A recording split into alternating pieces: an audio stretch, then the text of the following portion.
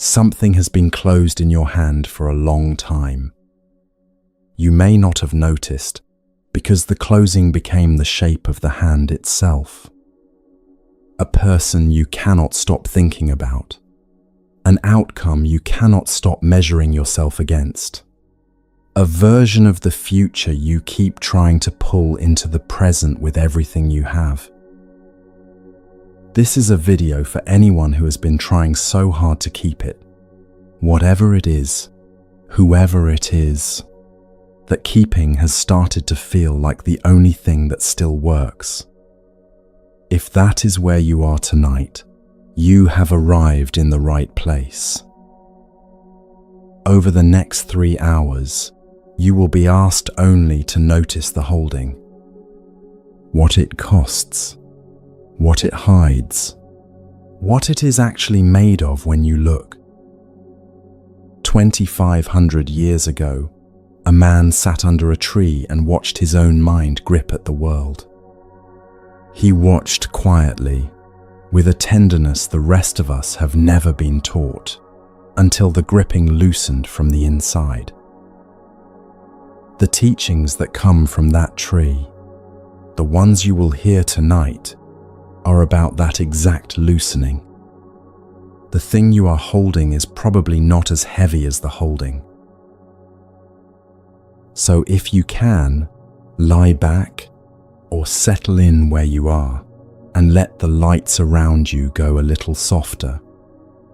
I am glad you are here, wherever in the world you are listening from tonight.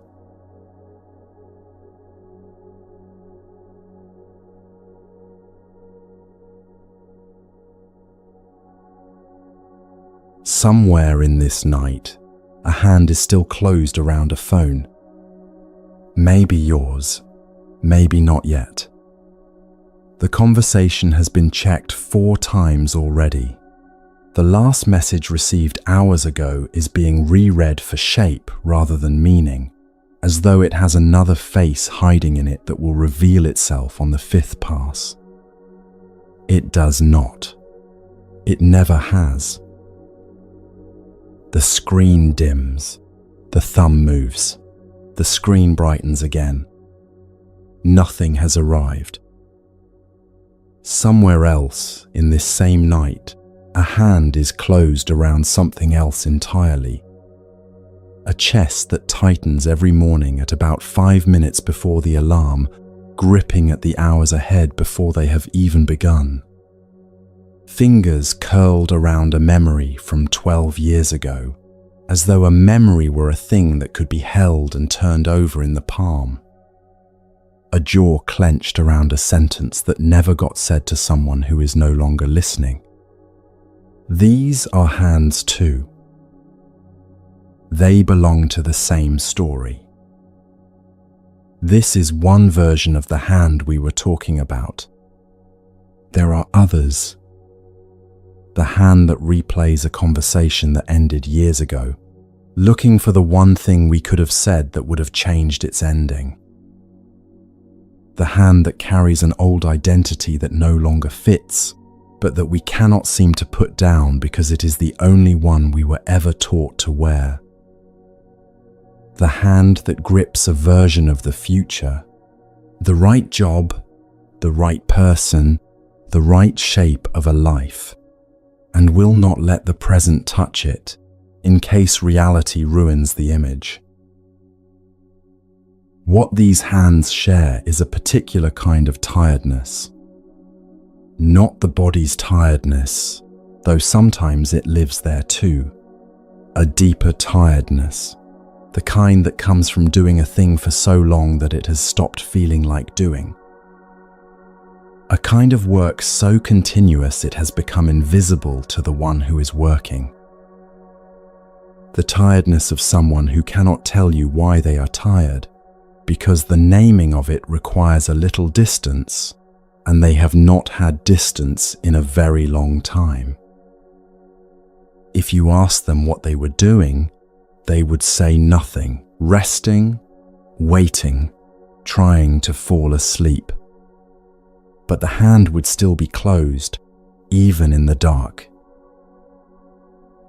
If you are listening to this and you know the feeling, you are not broken.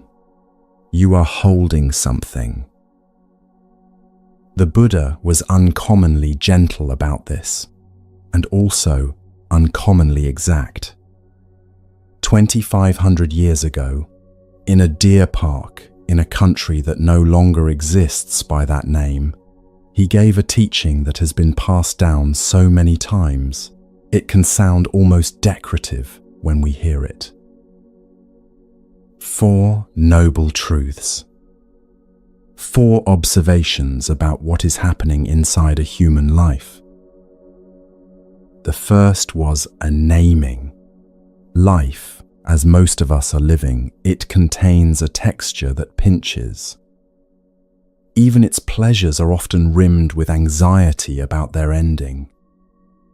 Even its quiet is sometimes a waiting room for the next thing. He called this dukkha, a word that gets translated as suffering, but carries a wider meaning. The off-centeredness, the not quite rightness, the ache that moves beneath most lives like an underground stream. The second truth is the one that changes the whole picture. The second truth says the stream has a source. The ache is not random, and it is not because the world is broken, and it is not because something is wrong with you. The ache has a specific location in the mind, and the location is not the event that happened. It is the grip the mind is placing on the event.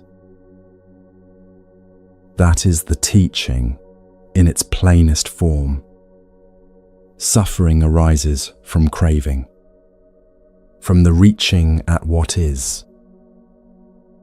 Let that sit for a moment.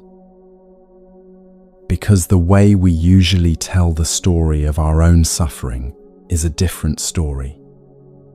Usually, the story is this: something happened and it caused the pain. The person left, and the leaving caused the ache. The opportunity passed, and the passing caused the regret. The body changed, and the change caused the grief. In this story, the pain is a straight line from the event to the heart. The Buddha offered a more careful look. He said, "Look again. There is a step in between that you may be missing. Between the event and the suffering, there is the hand. And the hand is not always as still as you think. Something happened. The mind reached. The reaching tightened into a grip. The grip held. And the weight we are carrying, the weight we have been calling the weight of the event, is mostly the weight of the grip. This is not a blaming. This is a relief, if you stay with it long enough to feel it. Because if the weight were really the event, you would have no way to change it. The event is over. It has already happened, or it is happening, or it is coming, and in none of those cases is the event in the room with you right now. What is in the room right now is the grip. And the grip is something you are doing. This is a strange sentence to sit with.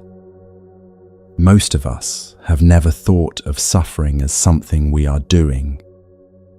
We have thought of it as weather, or as a season, or as an illness that arrived uninvited. Framed that way, there is nothing to be done but wait for it to pass. The teaching is not saying the events of our lives are under our control. They often are not. It is saying something more specific.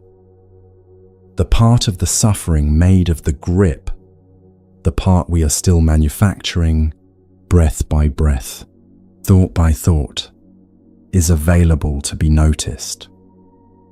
And what can be noticed can begin, slowly, to change shape. The Dhammapada says something in its 16th chapter that I want to say slowly, because the fast version has been said too many times. From affection arises sorrow. From affection arises fear. For one freed from affection, there is no sorrow and there is no fear. The word translated here as affection is piya, a term from the original language of the teaching that does not mean love and does not mean warmth.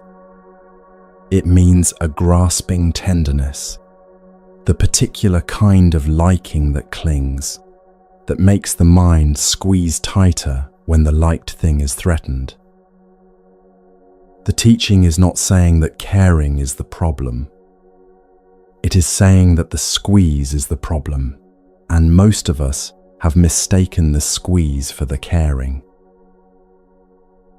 The caring was always there. The caring is something quieter, steadier, more continuous. The squeeze is what happens when caring meets fear. The mind notices the beloved person, or the beloved job, or the beloved version of our own future, and then beside the caring it places a second thing, a small, constant pressure that says, if this goes, I will not survive it. The pressure is the piya. The pressure is what tires the hand. And one of the unexpected things about this teaching is that when the pressure lessens, the caring does not lessen with it. The caring is freed. Notice what is happening in the body as you listen to this. Notice, without judgment, whether there is a small protest somewhere, a part of you that does not want this to be true, that would prefer the simpler story where the event caused everything and no one can be asked to loosen anything. That protest is the grip defending itself. That is how exact the teaching is. You can watch the grip, protect the grip, right now, in the body, in real time. This is why the chapter we are in is called what it is called. Before you can loosen, you have to feel the fist. It is not enough to understand it from a distance. It is not enough to concede that intellectually it makes sense. You have to feel it. The way the muscles of the hand ache by the end of a long day of closing around something. The way the small ring of tension behind the eyes gathers when a thought will not let itself be put down. The way the breath becomes shallow around the place where the grip lives. For a moment, do not try to change anything. Do not try to loosen. Do not try to let anything go. Just locate the fist. Wherever it is. In the chest, perhaps. In the stomach. In the jaw that has been clenched since the morning commute. In the thought that keeps returning, half-formed, the way a dog returns to a bone it has already finished. Wherever you find it, do not rush to label it. Do not call it stress or anxiety or longing or heartbreak. Those words will come later, if you want them. For now, just feel the physical shape of it. Where does it sit in the body? Is it high or low? Is it sharp or dull? Is it something you are bracing against or something you are reaching toward? Some of the deepest griefs we carry live under the ribs, a little to the left. Some of the most exhausting longings live in the palms of the hands themselves. Some of the heaviest holdings live behind the eyes, which is why we sometimes cry at the end of a long day for reasons we cannot fully explain. You are allowed to find it and do nothing about it. This section is only the finding. That is enough for now. Because one of the strange, kind truths about this kind of work is that the fist often begins to soften the moment it is simply seen. Not always, not completely, but a little. The grip has been carrying you for a long time without being looked at, and the looking is the first thing that changes the arrangement. If something small has already begun to soften in you while listening to this, that is not imagination. That is the teaching, working the way it has worked for 2,500 years. The first truth was the naming. The second truth was the locating. And the locating, by itself, begins the loosening. The hardest part of what is being asked is not the opening of the hand. The hardest part is something quieter than that. It is the story the mind keeps telling about why the hand is still closed, why it must remain closed, why loosening is dangerous, why, if this grip were released, something important would fall and shatter on the floor. That story is not the truth, but it sounds like the truth in the voice of the one who is hurting. And that is the next thing we look at together.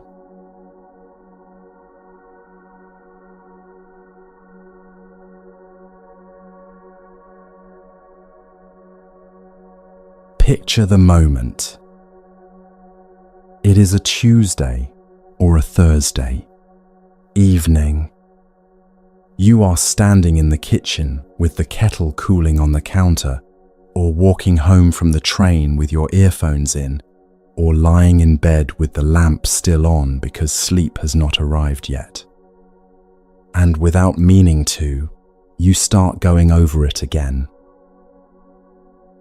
The conversation from 2 weeks ago, the way she said that one thing, the pause before he replied, the email that was slightly too short, the gift that was slightly too generic, the coincidence you cannot stop thinking about, the song on the radio the morning everything changed, the text that arrived at the exact second you were thinking of them, the stranger at the bus stop who said something that felt, for a moment, like an answer written just for you.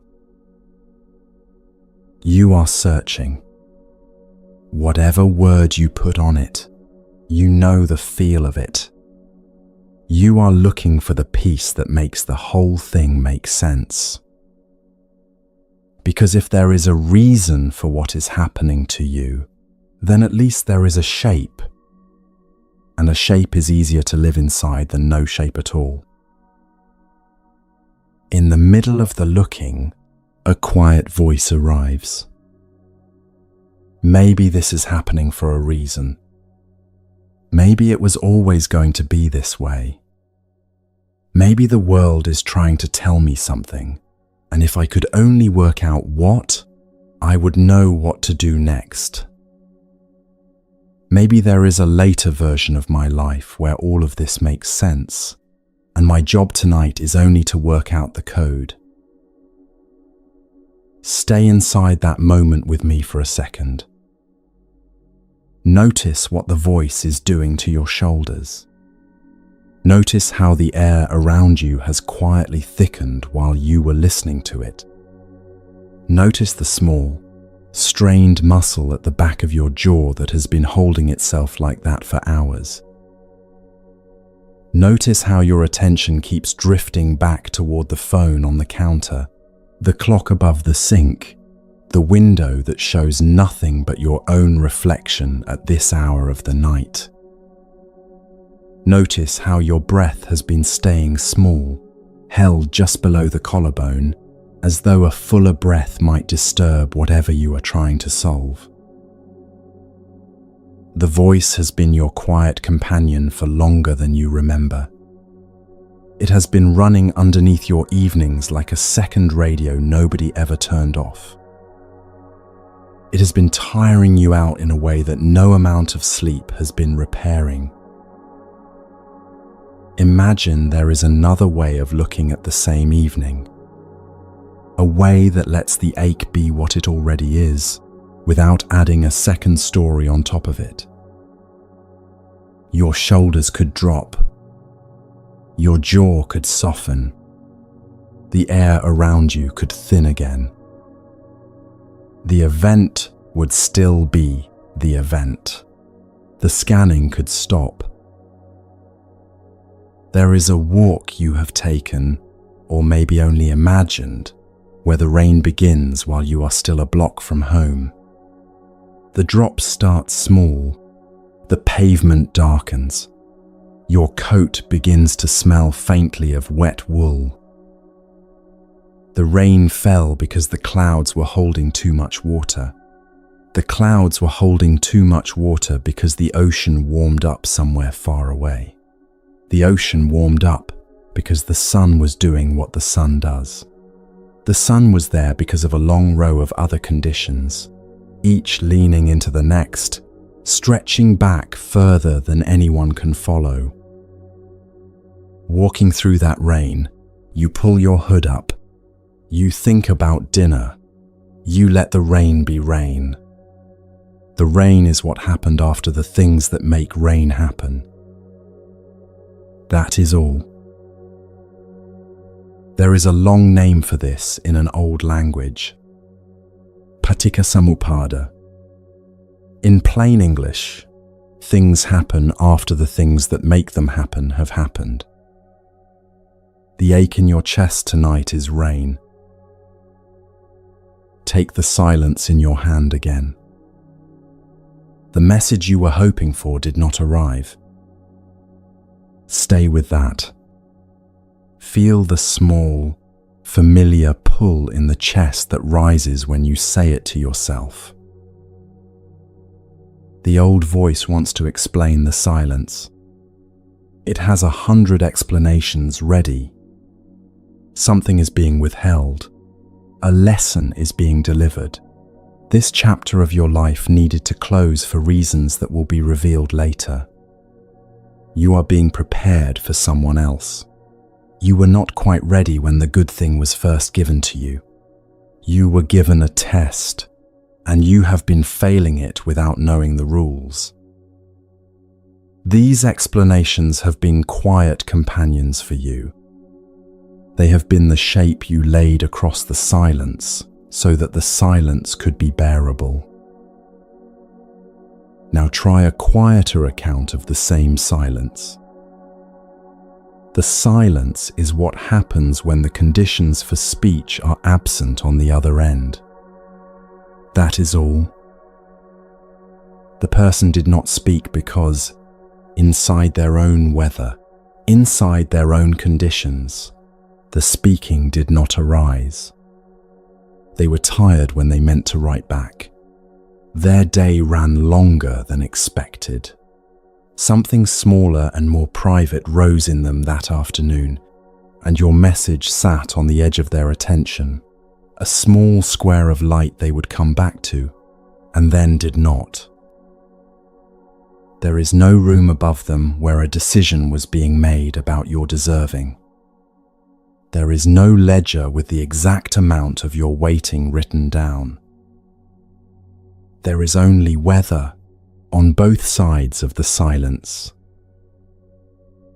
Sit with that for a moment. Watch what happens in your body. For some, the chest tightens. A part of you was hoping there was a ledger. The ledger gave you a role. It meant you were being watched, and being watched is a lonely company that still felt like company. If you feel that tightness tonight, let it sit. You do not need to argue with it. For most of us, the body loosens. The shoulders drop a small amount. The jaw softens. A breath that had been held for the length of a week finds its way out. Something strange happens in the chest, a particular warmth that comes from discovering that you are smaller than the drama you thought you were living inside. There is one more thing about this way of looking at your evening that I want to give you tonight. It is where your own hands come into the story. Picture yourself in the kitchen again. The kettle has just boiled. The sound of it has been filling the room. And now, in the quiet that follows the click of the switch, your own thoughts become audible again. A thought arrives. The thought is about a person you have not heard from in months. Someone you have not been dwelling on all day. Just a passing arrival, like a bird crossing the window. A feeling arrives with the thought. A small ache under the breastbone. The ache is familiar. You have met it before. You did not choose the thought. You did not choose the feeling. Both arrived on their own. Between the ache and what happens next, there is a hairline pause. Half a second, maybe less. In that pause, you are about to reach. You are about to pick up the phone.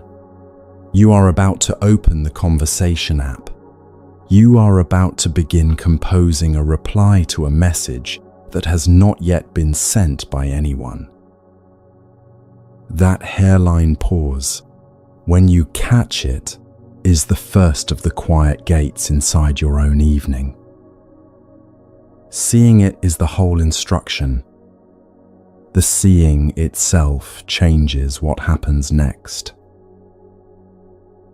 Now imagine the reaching already happened. You picked up the phone. You saw that nothing had arrived. The wanting is real now. You do want to hear from them. There is a second pause here, a little further along. It sits between the wanting and what you are about to do with it. The wanting could be a passing wind through your evening. Or the wanting could become a residence, a place where you now live, a small house you are building out of. Will they? Won't they? What did it mean?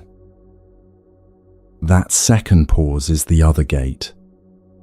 You can notice it, sometimes, before you carry your furniture across the threshold. These gates are quiet. They show themselves to the kind of attention that is sitting with its own experience kindly for long enough to catch the smaller movements. That is the attention you were practicing in the last section when you located the fist. The fist you found is already next to the first gate. That is enough for tonight. Keep looking. So what changes when the voice that reads messages into the silence goes quiet? The drama shrinks. No one is watching. No one is testing. No one is withholding what you were meant to have for the sake of a hidden lesson. The room becomes a room. The evening becomes an evening. The tea in your cup becomes tea. The lamp in the corner becomes a lamp. The silence becomes silence, which turns out to be less full of blades than you had thought it was. At the same time that the drama shrinks, something else grows larger. Your own range of motion. If nothing is being done to you, then your attention, your kindness, the small things you choose tonight, all of them matter. They matter because they are becoming the conditions for whatever comes tomorrow. The quality of the mind you have right now, as you listen, is going to be in the room with you when you wake up. That is how conditions work. Nothing mystical in it. You might feel something pushing back inside the chest as this is said. A part of you that does not want to give up the meaningful ache. A part that would rather have a designed pain than a plain one.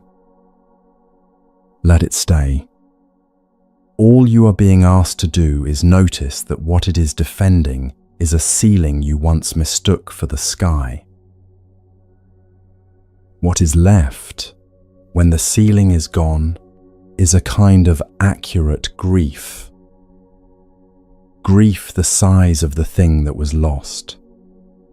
Just the shape of the loss itself, which the heart is actually built to carry. The person you loved was a person. The job you hoped for was a job.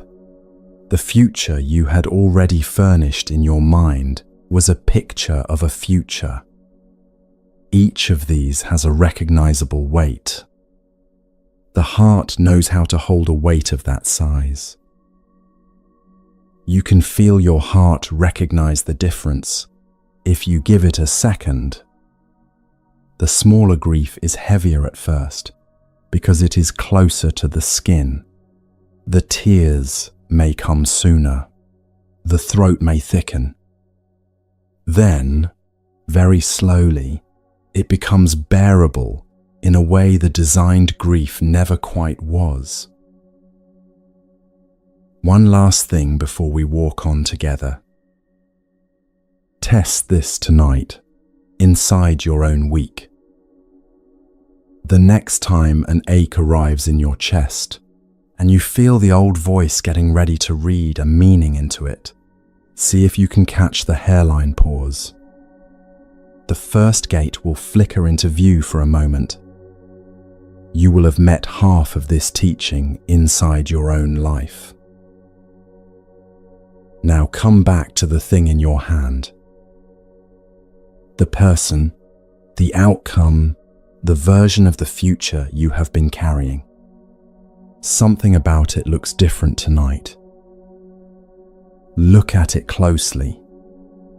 It has a quality you could not see before. Something in it has been slipping the whole time, like a stream moving under a still-looking surface. Your hand has only been tightening around its going. That is where we sit next, at the edge of a stream.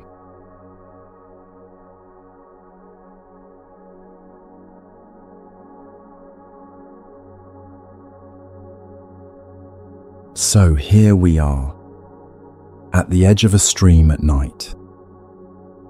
The grass under you is cool and a little damp, and the ground slopes gently toward the water, so your knees rest a little lower than your hips. The stream is narrow, maybe as wide as your arm is long, and the moon, half full tonight, is sitting in a gap between the trees. Its light is on the water. The air smells faintly of wet earth and something sweeter, maybe a flower blooming somewhere behind you. The temperature on your skin is cool without being cold. The night has that particular quietness that makes small sounds very clear. Listen for a moment. There is the sound of the current moving over stones, a soft, constant rush that is never quite the same from one breath to the next.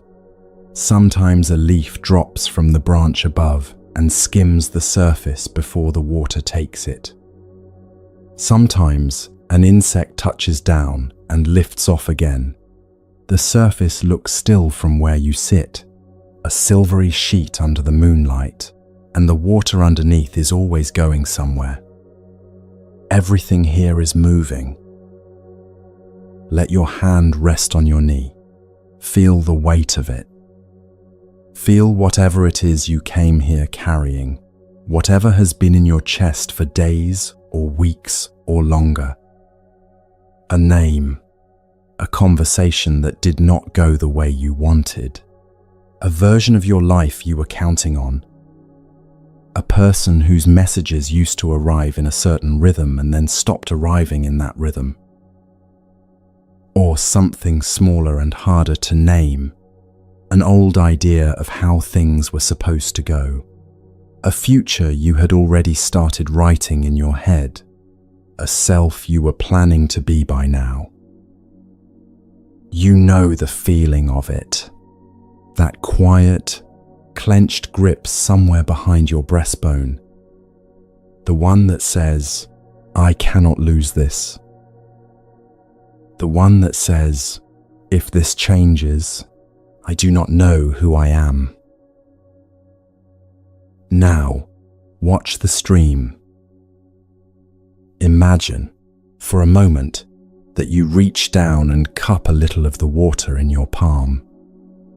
It is cold. You can feel the weight of it, the small pull of it wanting to slip between your fingers.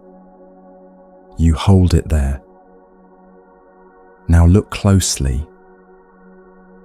The water in your palm, the water you are holding right now, is already a different water than it was a second ago. Some of it has seeped through the gaps in your fingers, already run down your wrist, already rejoined the stream below. What is in your palm now is new water, already on its way through. You cannot hold the stream. Nobody can. You can close your fingers tighter. You can cup your other hand under it. You can press your palms together. And still, every moment, what you are holding is leaving you. This is the feel of anicca, the Pali word the Buddha used over and over, meaning, very simply, that nothing stays. Nothing. Water, breath, the shape of a face, the sound of a voice, the warmth of a body lying next to yours. The mood you woke up in, this very moment you are sitting in right now. The Dhammapada says it plainly. All conditioned things are impermanent. When you see this with wisdom, something loosens. In your body, loosening shows up in small ways. The shoulders drop a millimeter. The jaw unclenches a tiny amount. The air moves more freely in the space between your ribs. Tonight, at the stream, the task is only to see. Let your eyes soften on the water. Think of the person whose loss you have been carrying. Think of them as they actually are, right now, somewhere, in a body that is older than it was yesterday, in a life that has kept moving without checking with you. They are carrying forward, right now, in the shape of who they are today, moving through a future you will never see. Their voice, if you could hear it today, would not sound exactly like it does in your memory. Their opinions have shifted in ways you do not know about. Their morning routines have changed. Their hands are slightly different. The person you are missing, in the exact form you are missing them, has already moved downstream. And so have you. Your body tonight is a different body than the one you had when the relationship began, or when the diagnosis came, or when the message arrived. The cells of your skin have replaced themselves. Your hair has grown. The chemistry of your blood has shifted through thousands of small changes you could not feel. The self that the loss happened to, in the exact form that it happened to, is also somewhere downstream. The stream does not mourn the water that has passed it. The water a mile downriver makes no attempt to be the water it was at the spring. It is doing what water does.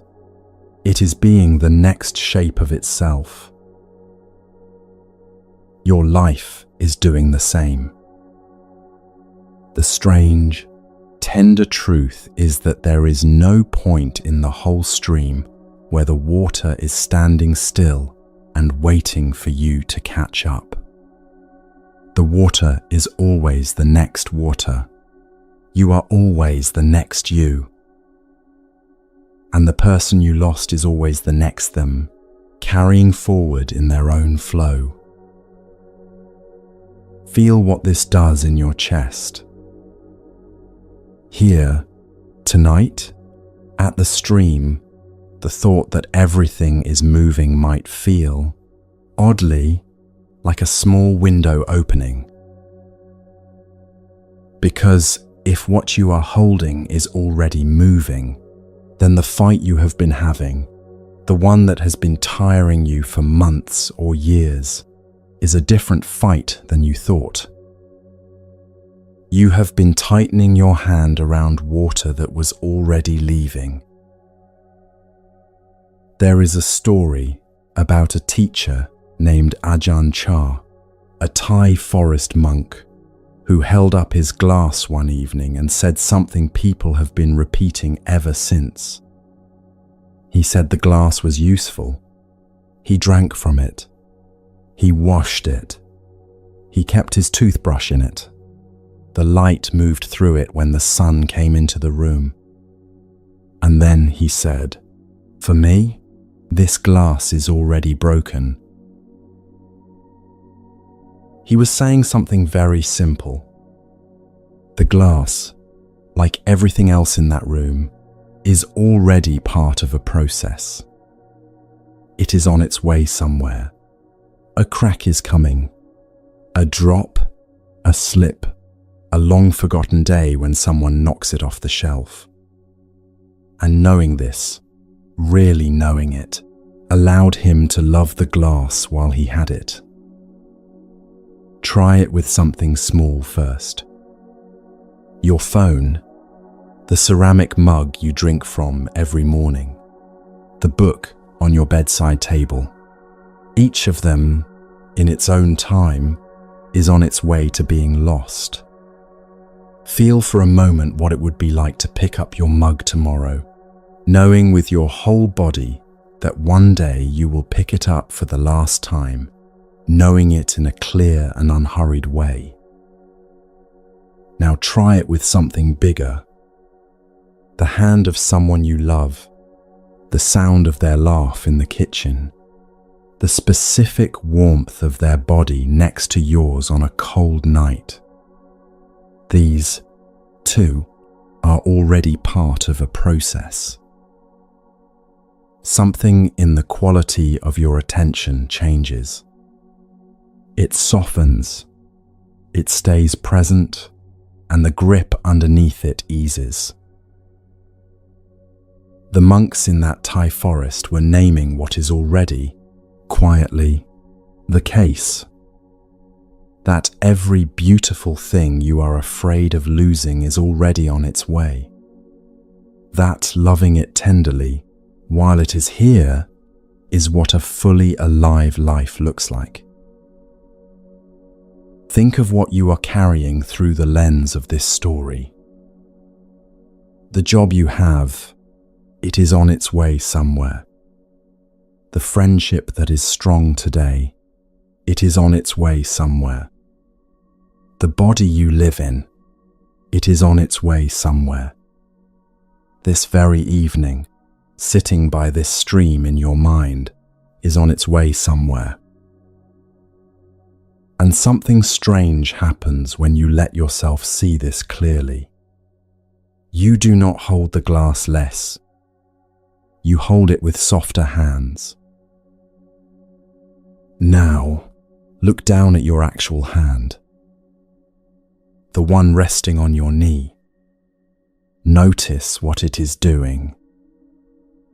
If you are like most people sitting with a loss, it is probably, right now, a little tighter than it needs to be.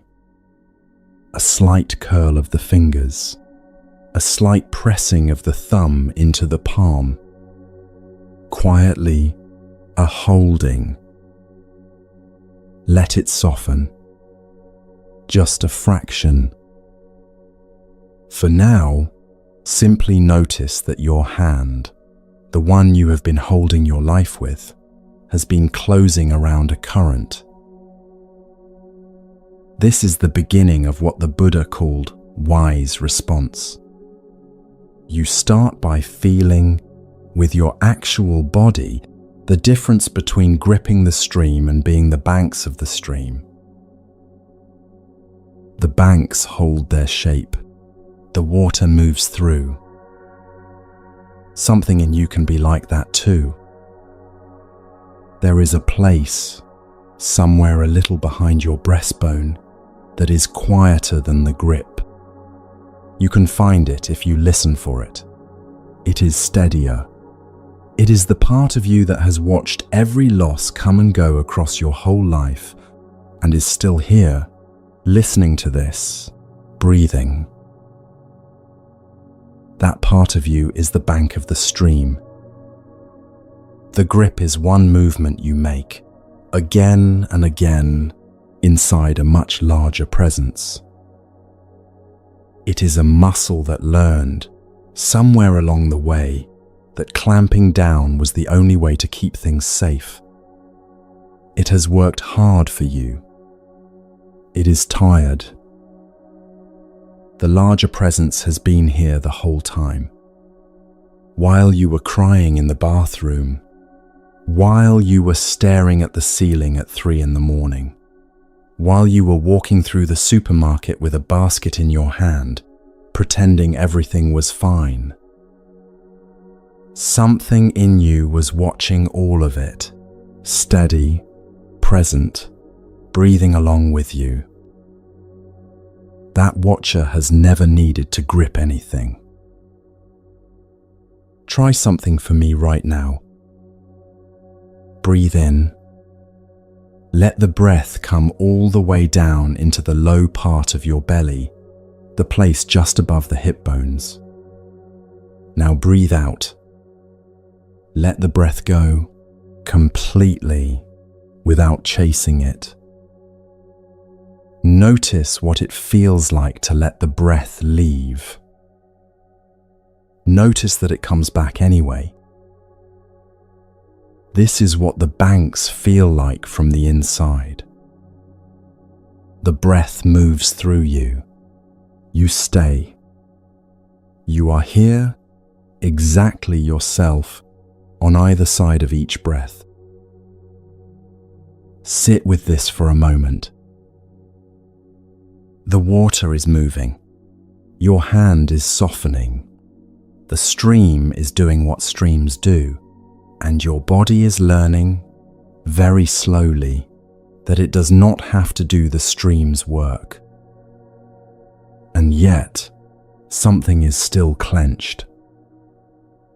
Look, very gently, at your hand again, at the shape your fingers have been making the whole time you have been listening.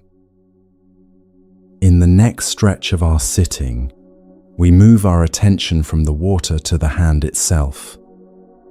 Because there is something the old forest monks noticed, watching monkeys in the trees, about what happens when a living creature refuses to uncurl its fingers, even when uncurling them would set it free. For now, stay here. Stay at the stream. Let one more breath go in and out, while the water keeps doing what it has always done. moving through everything you thought you were holding.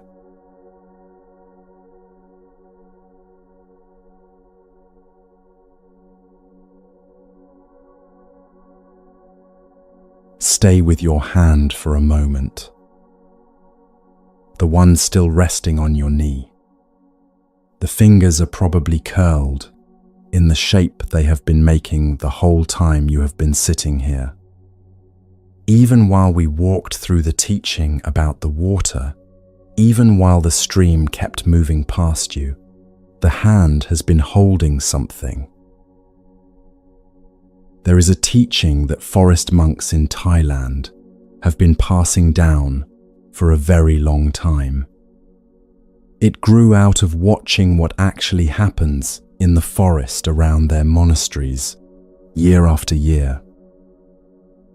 A hunter, long ago, figured out the easiest way to catch a monkey. He would take a coconut or a narrow-necked jar, and he would hollow it out. Inside, he would put a handful of rice or a small banana or something sweet. Then he would tie the coconut to a tree. The monkey would come. The monkey would smell the rice. The monkey would reach in with its slim hand, fingers straight, through the narrow opening.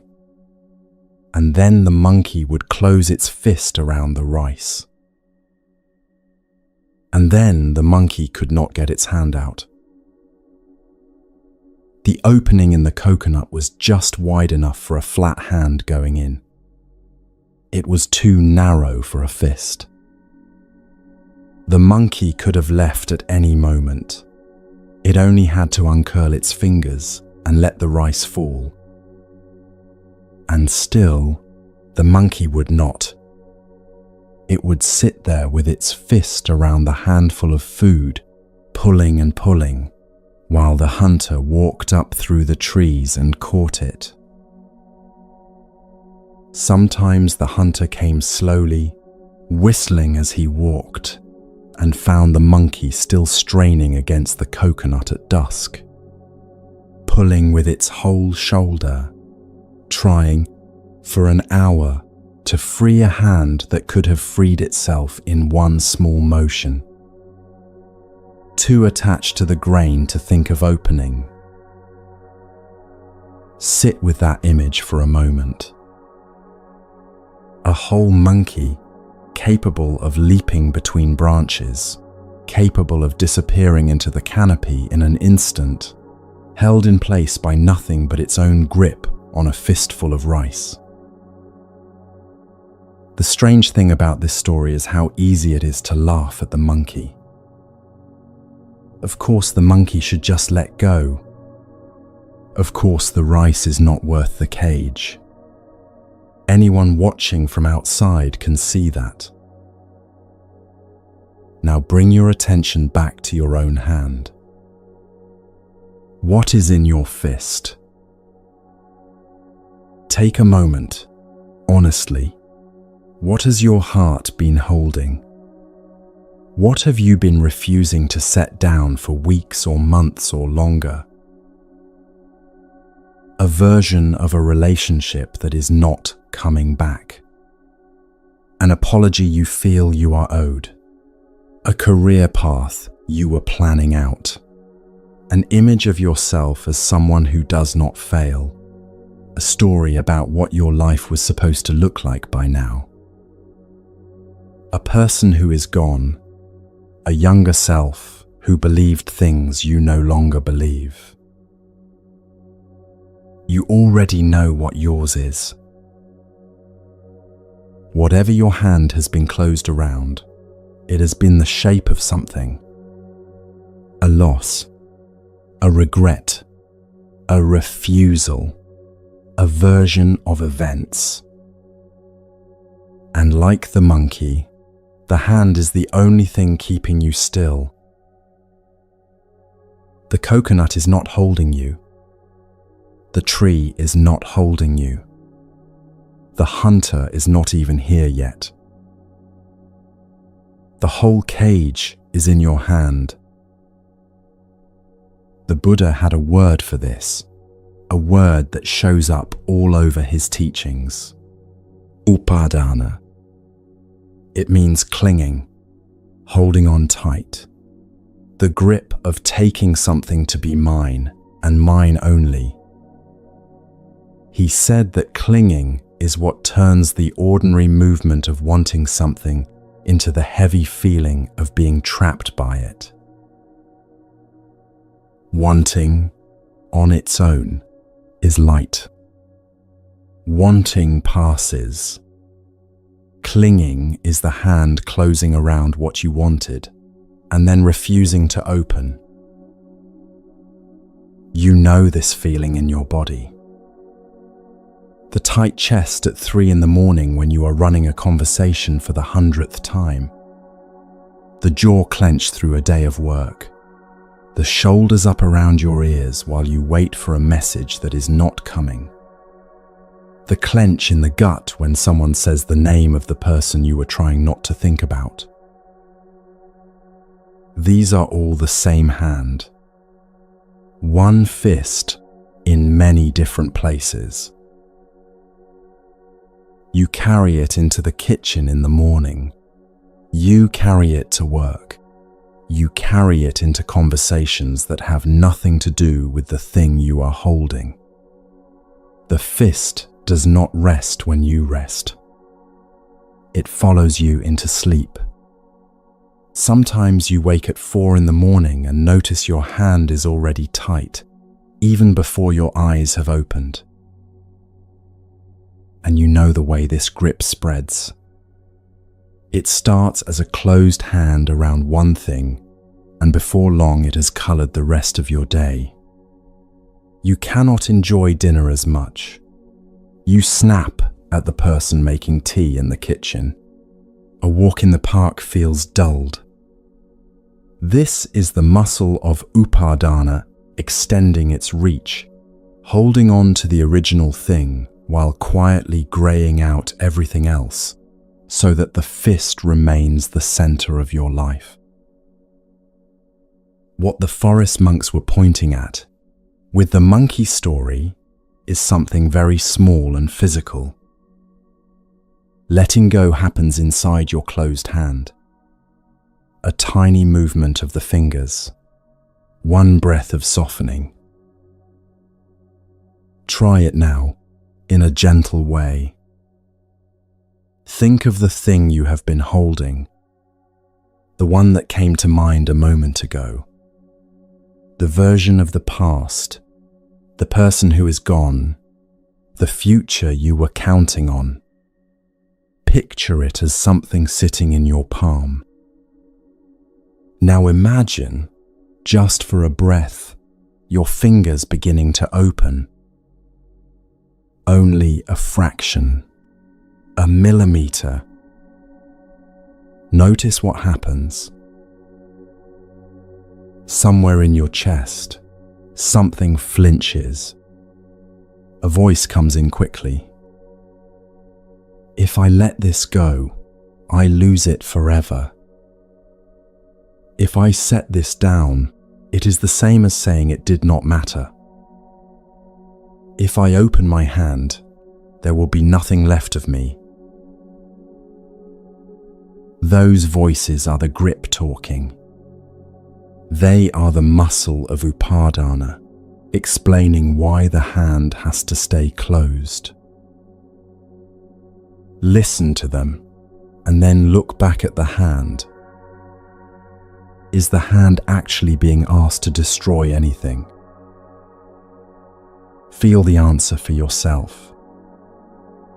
The hand is only being asked to open a fraction. The rice is still in the palm. The memory is still there. The love is still there. The ache is still there. The hand has simply stopped clenching. Something in the chest can loosen now. Here is something else the forest monks were careful about. The rice in the story is simply rice. Monkeys eat rice all the time. They find it in fallen coconuts, in monastery gardens, in offerings left by villagers. In every case except this one, the rice nourishes them and they move on. The cage only comes into being when the hand closes and refuses to open. This is a tender distinction and a crucial one. The cage is always about the hand.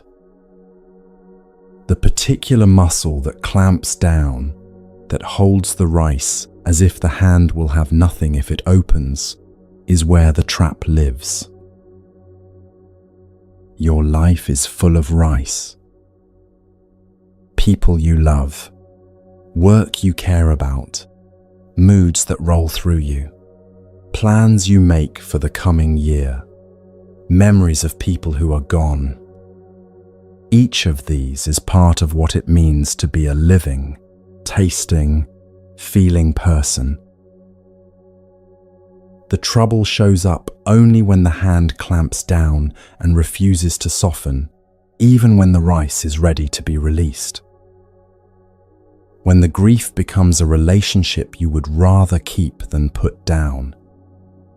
When the resentment becomes more familiar than the person it was aimed at. When the version of yourself you were defending becomes more important than the actual breath in your chest. Imagine your hand again, the one you have been looking at. This time, follow the sensation closely. Start at the base of the thumb. That is where most of the clench hides. There is a small muscle just inside the thumb, the one that tightens every time you get ready to hold something, and for many of us, it has been tight for a very long time. Let it soften. Now, move to the fingers themselves. Fingertips first. Let them relax against each other. Then the middle knuckles. Then the palm itself, which is often the last place to let go. If you are sitting somewhere with your hand resting, feel the shape change. The fingers drift apart, a fraction. The palm opens upward, very slightly. The thumb falls away from the index finger. The wrist rests a little lower against the leg. The forearm softens into whatever is beneath it. The breath, which had been shallow for the last hour without your noticing, moves a fraction deeper into your ribs. Something in the chest answers this movement. You may feel it as a small ache, which is the grip releasing. You may feel it as a warm loosening in your shoulders. You may feel it as a wave of sadness that moves through and then moves on. All of these are fine. All of these are what happens when the fist finishes its long clamp. Picture the thing you are holding one more time. Now see the hand, gentler, more open, still cupping it. The love is still there. The care is still there. The memory is still there. The grip has simply stopped punishing the hand itself for being a hand that holds. The monkey did not know it was free. That was the whole quiet tragedy of the story. The cage was built into its hand, and the hand would not listen to anything the world was trying to tell it. You know something the monkey never knew. The monkey, sitting in the dark with its fist closed around the rice, had no idea there was anything other than this clenched moment. The hunger and the grip felt like the whole truth of its life. something in you has seen further than that. You know that you are holding. You can feel the ache of the grip right now. You can sense the tightness in your fingers, in your chest, in your jaw. That single act of noticing, right here, tonight, as you sit by this imagined stream, is the first time the fingers begin to believe they have a choice. For now, let your hand rest, opened a little, on your knee. Do not force it all the way. A tiny softening is enough for tonight. Breathe in, breathe out. Feel the air moving past the fingers that are no longer clenching as hard as they were 10 minutes ago. You are still here. The thing you love is still here. The grief is still here. The life you are living is still here. All of it, still here, held more loosely now. When the monkey opens its hand, something unexpected tends to happen. The rice often ends up in its belly anyway. And the hand, having learned how to open, is what the monkey keeps for the rest of its life. In the next part of our sitting, we look at something the Buddha said about what happens in the moment of pain itself. Because even when the hand is softer, pain still arrives. A message comes that shouldn't have. An old grief rises in the chest. The body gets sick. And something in the mind begins, almost immediately, to do a second kind of damage on top of the pain that is already here. There are 2 arrows in the air every time. We will look at both of them.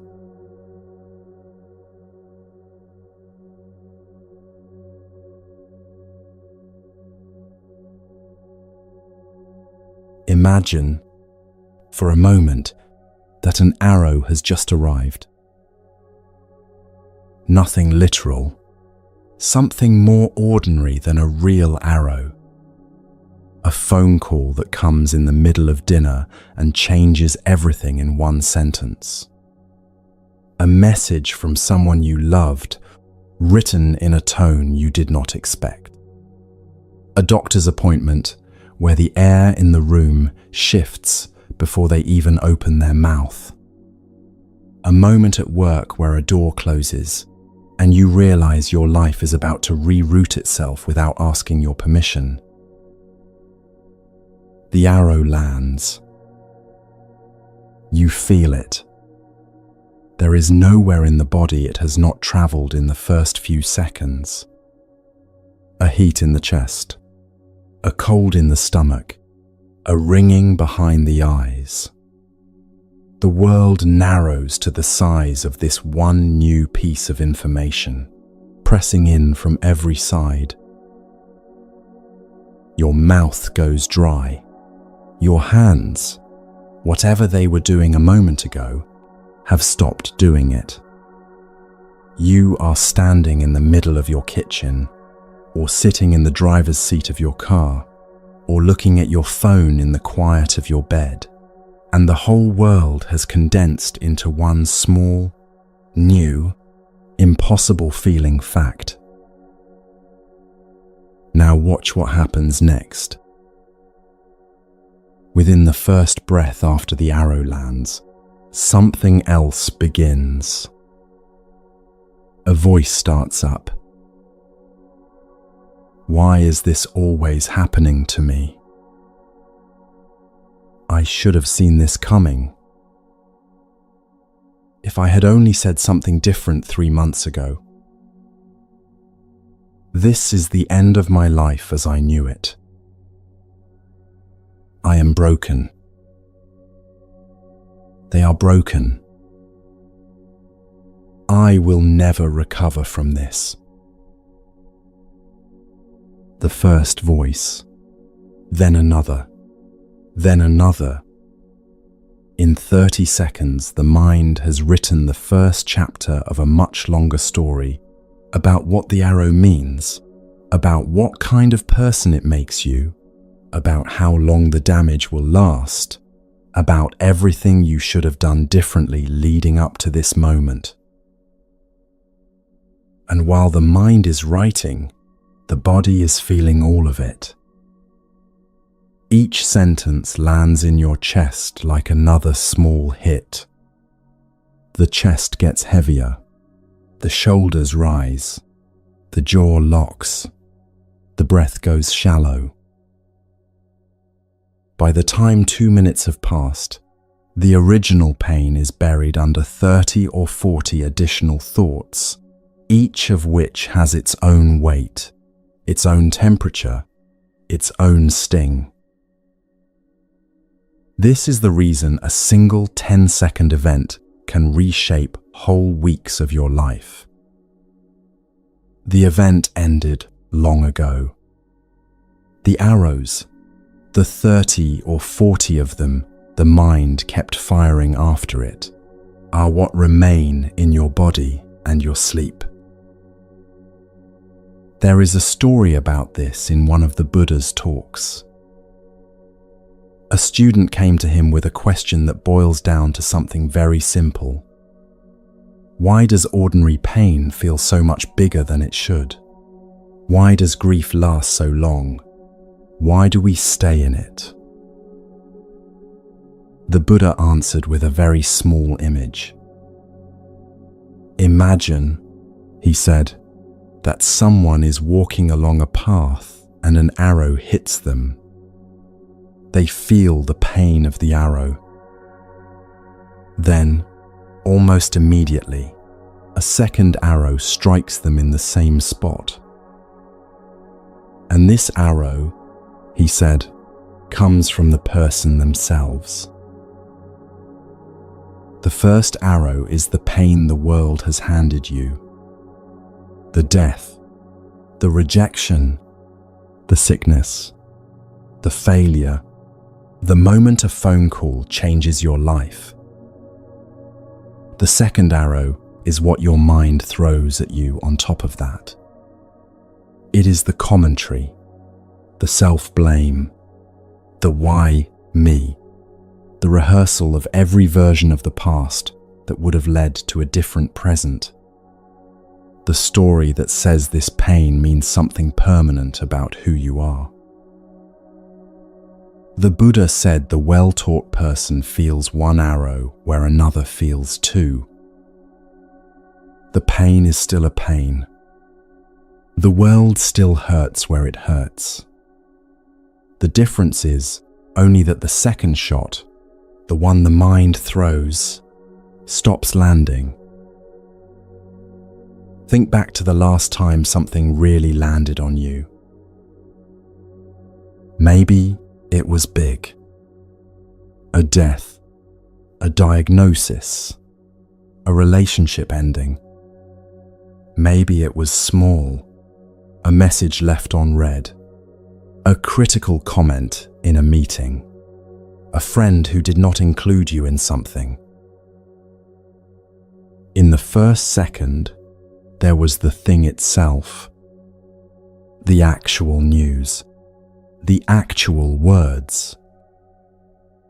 Then, in the second, third, fourth second, there was what your mind began to do with it. Watch yourself now, even as you are sitting here listening. When you think of that moment, is your body reliving only what actually happened? Or is it also reliving what your mind told you about what happened? If you look carefully, you will see that most of the pain you have carried from that event has been the second kind. The telling and retelling, the dissection, the midnight version, the morning version, the version you tell your closest friend. Each one is a new arrow, and each of them lands on an already sore place, which is why it hurts so much. You might already know what this has looked like in your life. A morning when you woke up, for no obvious reason, with the old grief already sitting on your chest before your eyes had opened. An afternoon at work where a small comment from a colleague sent you into a 3-hour spiral of self-questioning. A late-night scroll through old messages that left you more tired, more heavy, more undone than you had been before you picked up the phone. Every one of those was the second arrow, firing again at the same wound. The second arrow has a few familiar voices. You know all of them by name. There is the blame voice. This is my fault. If only I had been different, smarter, kinder, less distracted, this would not have happened. There is the injustice voice. This should not be happening to me. Other people do not have to deal with this. I have done enough for one lifetime. There is the identity voice. I am a person who gets left. I am a person who fails. I am a person who loses people. This confirms the worst thing I quietly believed about myself. There is the future voice. I will never be okay after this. I will be carrying this for the rest of my life. Each of them feels, in the moment, like a true observation about reality. Each of them feels like the helpful voice, the one that is trying to protect you by making sense of things. And every time one of them speaks, another small arrow fires into a place you were already wounded. What the Buddha was offering is not a way to feel no pain. It is a way to stop adding pain on top of pain. Here is the practice. When something lands, anything, small or large, see if you can do this one thing, just for the first few seconds. Feel where it has hit you in the body. That is all. Only the felt sensation of it.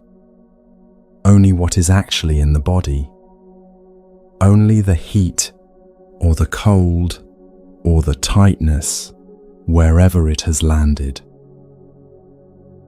Maybe there is a heat in your chest. Stay with the heat. Maybe there is a cold tightness in your stomach. Stay with the cold tightness. Maybe there is a lump in your throat. Stay with the lump. These sensations, on their own, are actually bearable. They are small. They are physical. They come and they go. If you could stay inside the sensation without the mind adding commentary, you would find that even the worst of them begins to soften after a few minutes. The body knows how to metabolize a wave of pain. The body has been metabolizing waves of pain for as long as you have been alive. The mind is what turns a 10-minute wave into a 10-year story. So, just for tonight, as a small experiment, let the sensation be a sensation. When the voice starts up, saying, "This is always happening," or "I am broken," or "This will never end," see if you can hear it the way you might hear a radio playing in another room. A sound that is there. A sound you do not have to argue with. a sound you do not have to believe. This is not easy.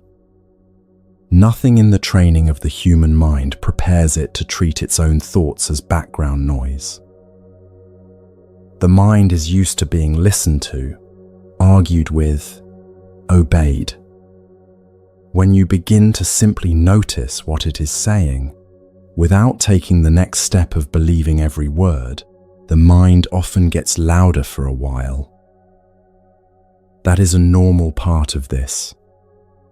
The radio always turns up a little when you stop leaning in to listen.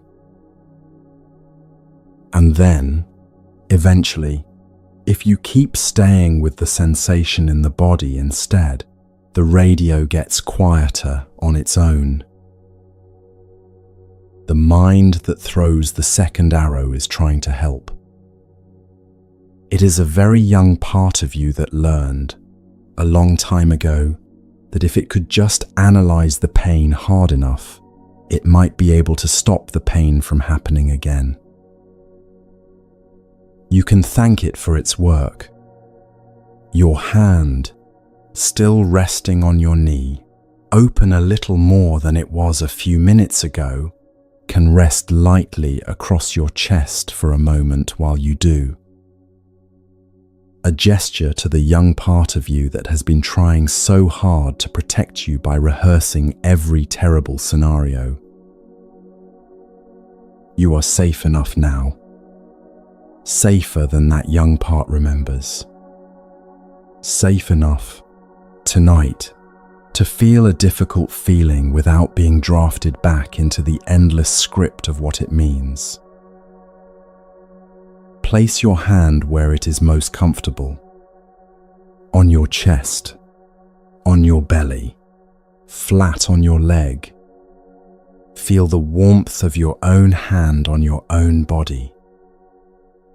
This is the oldest gesture of comfort there is. Your body recognizes it without being told. Something strange happens when you practice this, even a little, even once. You begin to notice that the first arrow, the real one, the pain the world actually delivers, is survivable. It hurts. It may hurt terribly. And still, at its core, it is a physical wave moving through a body that knows how to hold physical waves. You also begin to notice that the second arrow is the one that was making everything feel impossible.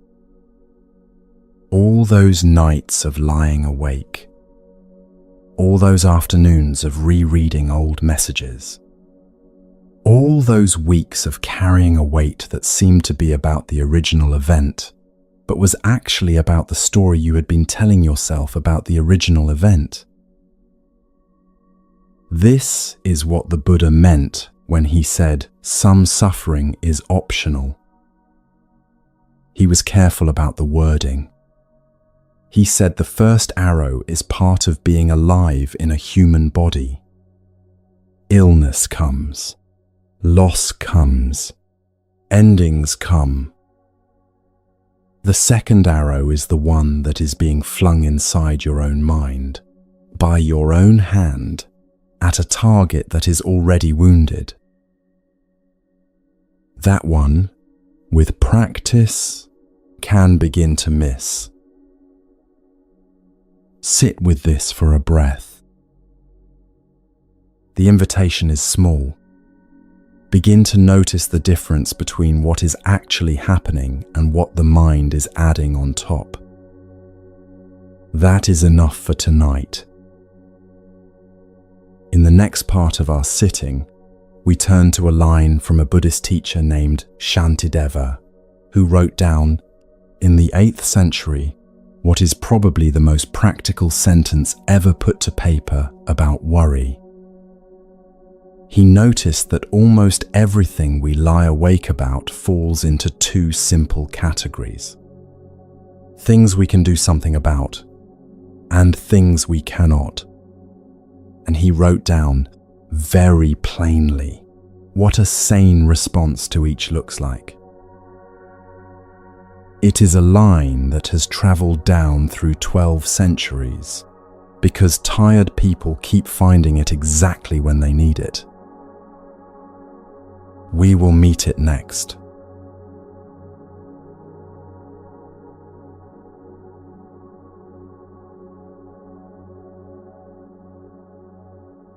There is a particular thought that has been following you around this month. It finds you on the commute. It finds you in the shower.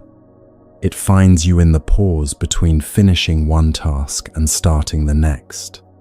It finds you in the middle of conversations that have nothing to do with it.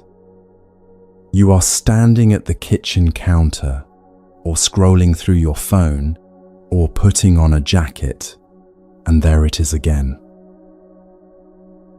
By now you recognize it.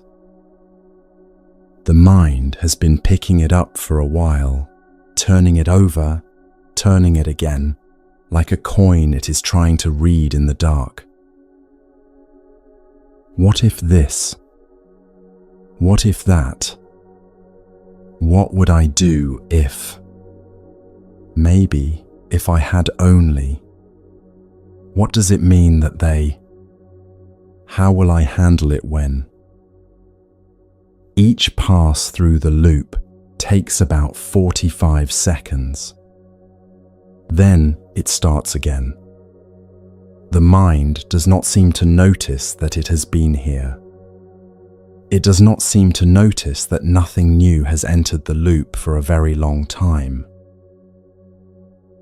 You can feel what this does to you. A low hum of tension along your jaw, a tightness around the solar plexus, a small, strange heat behind your eyes, even though nothing in your actual life has changed today to cause it, except the thinking itself, which has slowly tired you out. There is a monk from North India who lived about 1200 years ago, in the 8th century. His name was Shantideva. He taught at a monastic university called Nalanda, one of the great learning places of the ancient world. One of the books he wrote has been kept alive through those 12 centuries by people who keep pulling it off the shelf in exactly this kind of moment. When a thought has been circling for weeks and they do not know how to set it down. In one chapter of that book, Shantideva takes a very close look at worry, at what it actually is, and what it actually does, and what it cannot do. And he writes down a single pair of sentences that has traveled through all those hundreds of years, because it lands, every time, in the same tender place. He says, in plain translation, something like this: if there is something you can do about the problem, why worry? And if there is nothing you can do about the problem, why worry? Let the line sit in the air for a moment. The first time you hear it, it can feel like a slightly clever move. A word game. A piece of cold logic that does not know what it is like to carry a heavy thought around for weeks.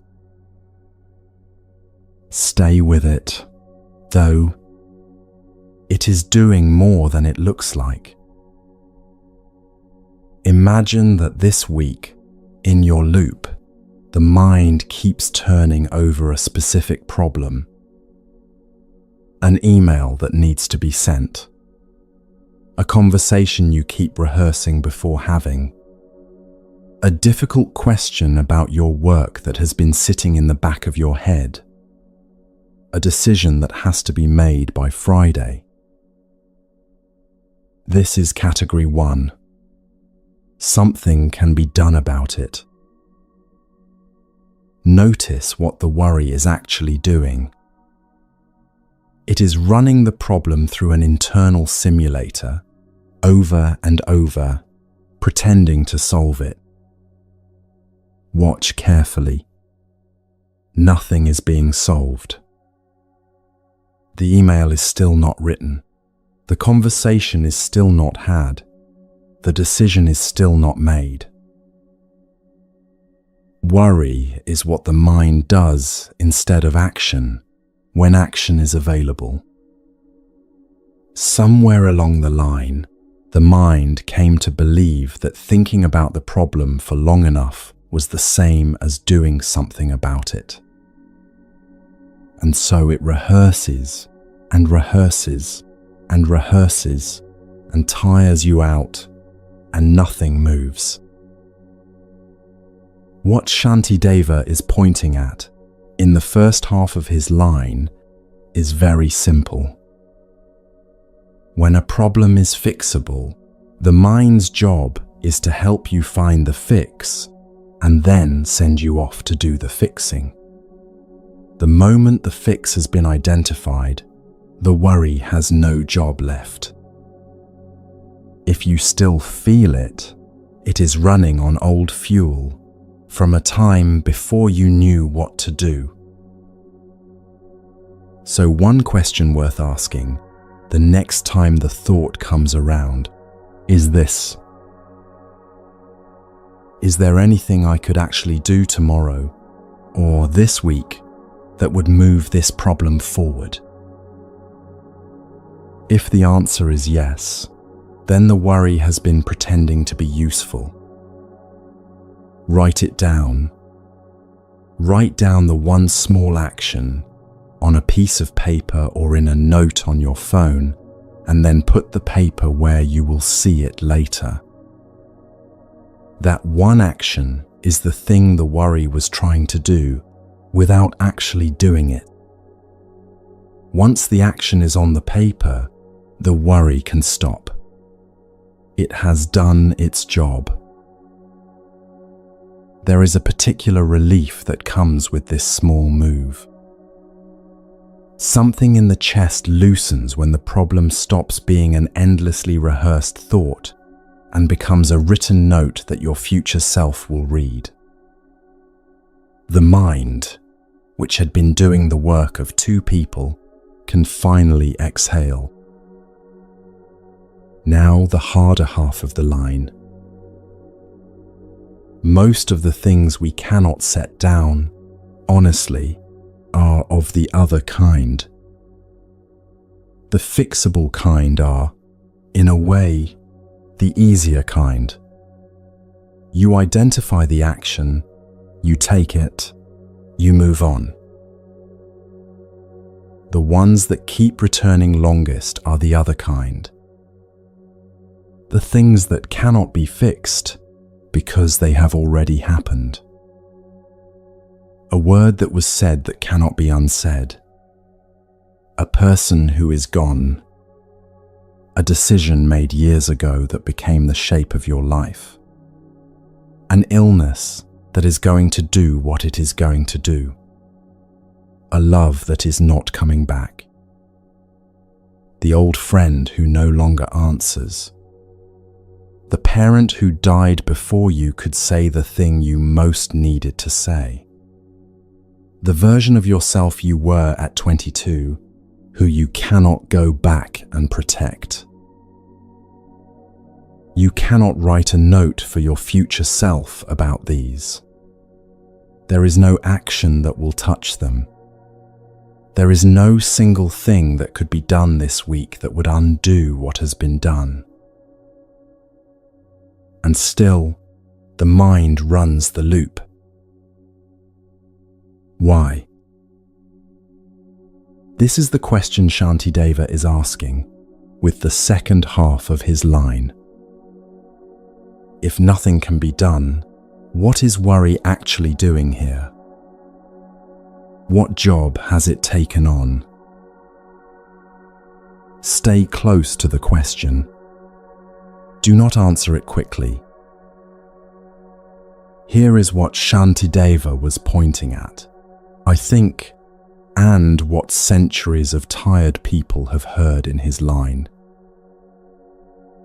When the problem cannot be fixed, worry is often a kind of refusal, a way of staying in close contact with the wound, in case staying close to it can somehow undo it. A way of saying, I am still here, working on this. I have not given up. The loop is trying, in its exhausted way, to keep the unacceptable thing from being accepted. Underneath the worry, when you listen carefully, there is always grief. A grief the mind does not want to feel directly, because if the grief is felt, something becomes final.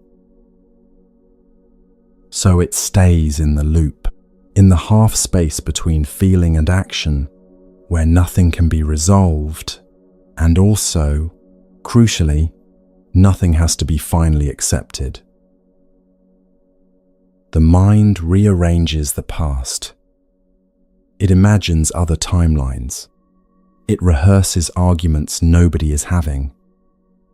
It is, in its own way, loving the thing it lost by refusing to let go of the thought of it.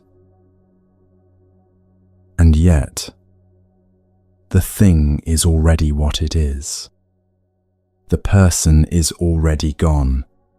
The word has already been said. The illness is already here. The mind's loop has not changed any of this for 1 second. The invitation in the second half of Shantideva's line is to let the worry finally rest.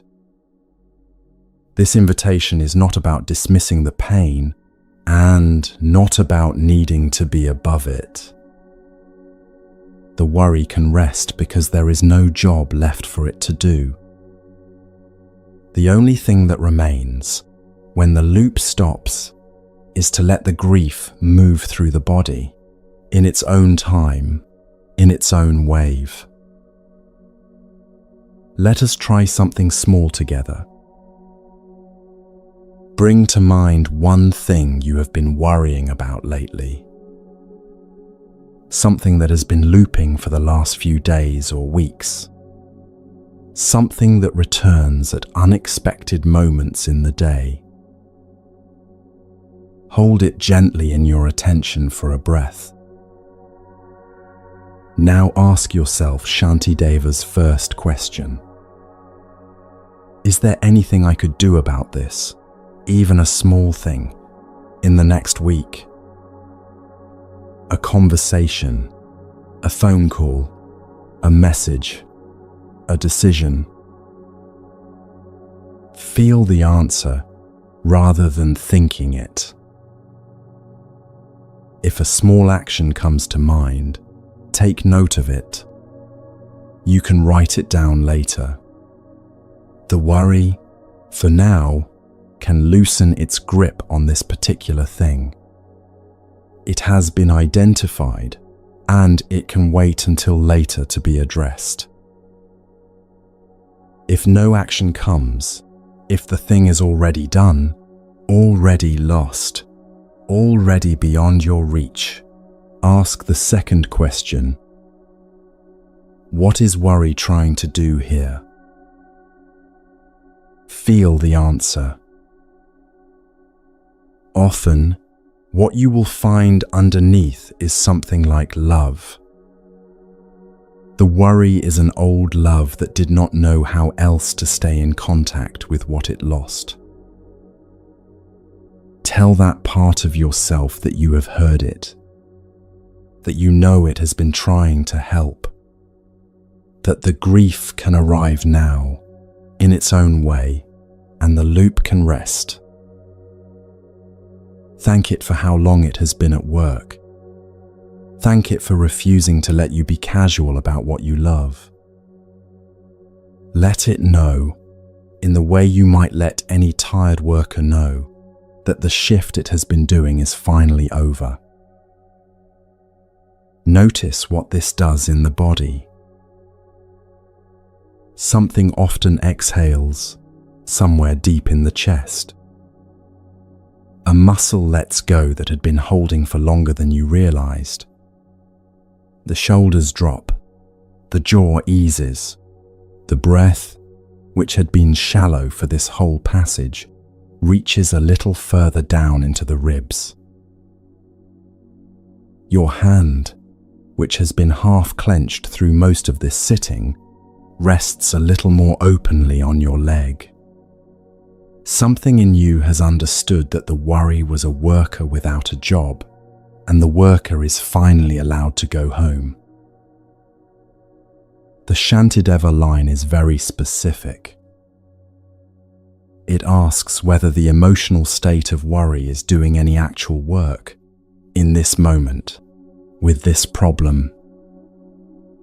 Your care for what you care about is a different question, and one the line leaves entirely untouched.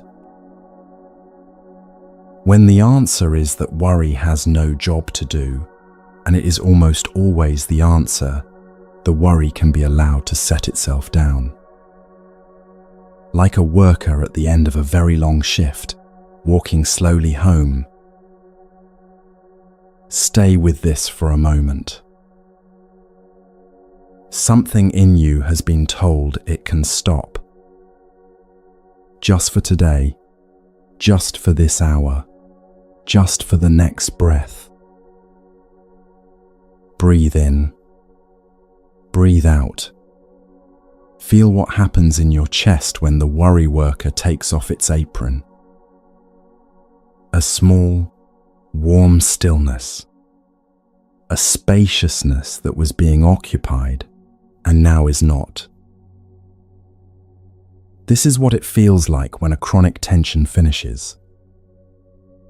A small, surprising quiet, like hearing the hum of a fridge you did not know had been on until the moment it stops. There is a specific kind of warmth that tends to arrive in the quiet the worry has left behind. The Buddha had a name for it. He called it metta, a quiet, unhurried friendliness, first toward yourself and then widening out into the world. It is an ancient teaching, simple in its shape, slow in its unfolding, the kind of thing you might have heard whispered in a temple doorway or offered by a grandmother with her hand on your cheek. Rest here.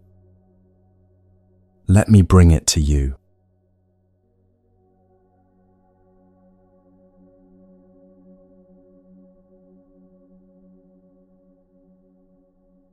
Start where you are. Somewhere in your chest, from all of the sitting we have done, there is a quieter place than there was 40 minutes ago. A softer patch, a slight loosening around the edges of whatever you came here carrying. This is where the practice we are about to do begins. Right in that softer place. There is a chant called the Karanaya Metta Sutta, which means, in plain translation, the chant of loving kindness. It is one of the oldest texts still in active use anywhere in Buddhism. Monks chant it in the morning. Grieving students are given it by their teachers. Mothers say it silently over sleeping children. It has been continuously spoken, in one form or another, for 2,500 years. The practice is small. That is part of its power. There are 4 short phrases you offer, silently, first to yourself, and then slowly outward, to someone you love, to someone you do not know, to someone who has been difficult for you, and finally, to everyone, everywhere. What the practice asks you to do, first, is something most of us have never been asked to do in this particular way. It asks you to send warmth to yourself. Before anyone else. Before the person you are grieving. Before the people you love most. Before anyone in the world. To yourself. Notice what happens in your chest when you hear that. For many of us, a small, quiet resistance comes up. It sounds like, other people first. I am fine. Save it for someone who needs it. That resistance is worth noticing. It tells you something true about how long you have been carrying what you have been carrying. A lot of us were taught, without anyone ever saying it directly, that sending kindness to ourselves was a kind of selfishness. That the warm feelings belong to other people first. That our own chest was the last place to receive what our chest is best at generating. The old monks were clear that this gets the practice backwards. If you try to offer warmth to others from a chest that has been shut out of warmth, the warmth runs thin after a while. You become tired. You start to resent the people you are supposedly caring for. You burn out in the particular way that kind people burn out. The practice of metta keeps the well from running dry. Your own chest is the source. When the source is warm, there is enough warmth to flow outward. When the source has been cold for a long time, the warmth arrives in the people around you only in thin, strained streams. So, your turn first. This is where the practice has to start, because the practice cannot work any other way. Place a hand, if you can, somewhere on your body. On your chest, over your heart, is where people have been putting it for centuries. On your belly, if that feels more welcoming, is also fine. The hand is a message to the body that says, you. If your eyes can close, let them. If you are walking or driving, keep them open and just let the words land. Now, in the quiet of your own mind, say the phrases toward yourself. Slowly, as if you mean them. Because, quietly, you do. May I be safe. May I be well. May I be at peace. May I live with ease. Let them sit. Do not chase them. Let them do what they do. In a lot of people, the first round brings something unexpected. A small ache in the throat. A heaviness in the chest that was not there a second ago. A tear that gets halfway up to the eye and then stops. This is normal. It is what happens when a part of you that has not been spoken to kindly for a long time hears itself spoken to. Stay with whatever arrives. Say the phrases again, if you like, or let them echo in you. May I be safe. May I be well. May I be at peace. May I live with ease. Now, bring to mind someone you love. Someone easy, a friend, a child, A parent who has been kind to you. A grandparent you remember being safe with. Someone who, when you think of them, something in you softens a little. See their face in your mind. The way their eyes crinkle when they smile. The particular shape of their hands. The sound of their voice when they say your name. Offer them the phrases. May you be safe. May you be well. May you be at peace. May you live with ease. Let them settle into the image of this person, the way a warm towel settles onto cold shoulders. Notice something you may have missed. When you offered these phrases to someone you love, the warmth that came up in you was for them, and there was a second movement underneath it. Something in your own chest warmed up at the same time. This is how metta works. The warmth is generated inside you, and in the act of generating it, you are warmed too. A candle that lights other candles keeps its own flame. It simply joins a wider glow. Now let the circle widen. Think of someone neutral. A person you see at the bus stop or at the coffee shop whose name you do not even know. The person who bagged your groceries last week. The delivery driver who always seems tired.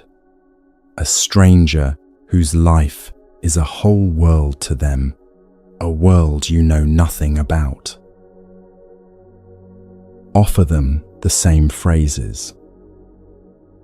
May you be safe. May you be well. May you be at peace. May you live with ease. Notice how the warmth can be the same whether the person is familiar or unfamiliar. It is the same warmth, offered from the same place in your chest, regardless of whether the other person has earned it. This point is quietly revolutionary. Most of what we call love in daily life has conditions stitched into it. The other person has to be family, or close, or worthy in some way. Metta works differently. It is warmth that your own chest makes, without asking permission from anyone about who is allowed to receive it. Now, if you feel ready, bring to mind someone you have found difficult. Choose someone in the middle range of difficult.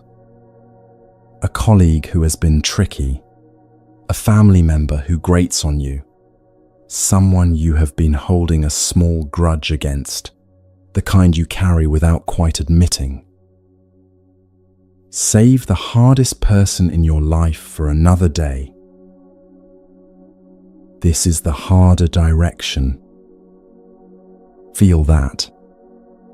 Notice the clench that shows up in the jaw or the stomach when you think of them. Offer the phrases anyway, gently, with no expectation that you will suddenly feel tender. May you be safe. May you be well. May you be at peace. May you live with ease. You may find that the phrases land differently for this person. The words feel a little stiffer in your mouth. The warmth arrives more slowly. A small voice inside might argue about why they do not deserve it. All of this is fine. The practice is simply asking you to offer, from your own chest, the same basic wish every creature has: to be safe, to be well, to be at peace, to live with ease. Something subtle happens when you do this, even once, even clumsily. The change happens inside your own chest. The grip you were holding against this person, the tight, small fist you did not know you had been carrying, loosens by 1 degree. And that 1 degree, over time, is enough. In the same Buddhist tradition, there is a companion to loving kindness, a second quality that teachers always teach alongside it. It is called upekkha, which is usually translated as equanimity. Equanimity is not coldness. It is what allows the loving kindness to keep flowing, even when the world does not behave the way you wanted it to. If you have ever loved someone you could not save, you already know the texture of upekkha. It is the steadiness that lets you stay present without collapsing in the face of what you cannot fix. Metta is the warmth. Upekkha is the ground the warmth can stand on. Together, they make the kindness that does not run out. Think of a nurse who has been doing the work for 30 years. She still cares. She still puts a hand on the shoulder of the frightened person in the bed. And she goes home at the end of the shift without carrying every person's suffering into her own sleep. That steadiness is upekkha at work, the ground underneath the warmth. The ancient practice ends with one more widening. After sending the phrases to yourself, to someone you love, to someone neutral, to someone difficult, the practice asks you to widen out one final time. To all beings everywhere. Everyone who is sick today, everyone who is sitting with something they cannot fix, everyone who is as tired as you are, everyone you will never meet, whose life is as full of small and large losses as yours. May all beings be safe. May all beings be well. May all beings be at peace. May all beings live with ease. Feel what this does, settling in you. For a moment, you are holding in your heart everything the Buddha was also holding when he first taught these phrases to a group of monks in a forest 2,500 years ago. The same phrases, the same widening, the same warmth. This is the oldest kindness there is. It has held people through much harder passages than yours. It has been whispered over deathbeds, sung at harvests, offered by mothers to frightened children. And just now, it has been offered, silently, to you, by you. Let yourself feel, for a breath, how unusual this is.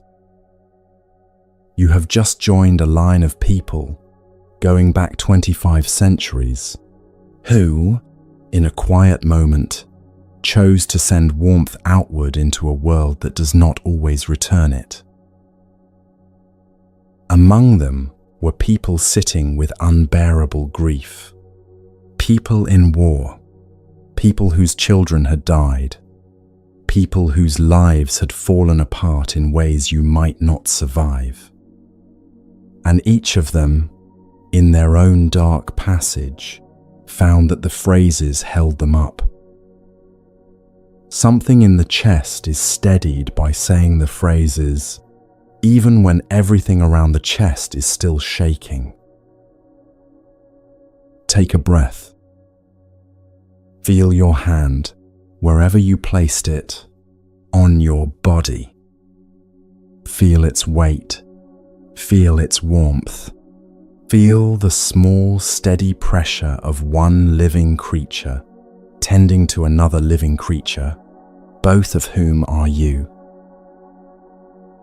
When the metta phrases have done their slow work, something else becomes possible.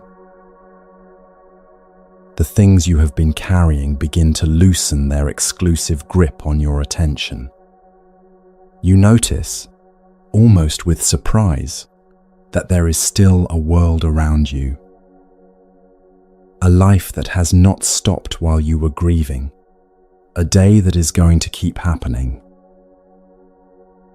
Breathe into the warmth you have made. Let your hand stay where it is, on your chest or on your belly. The warmth will be there later when you need it. This practice is a muscle, and it gets stronger every time you use it. What follows the oldest kindness is the oldest freedom. A particular kind of release that the Buddha spent 40 years helping people recognize. It is a teaching worth hearing at the end of a long sitting like this one.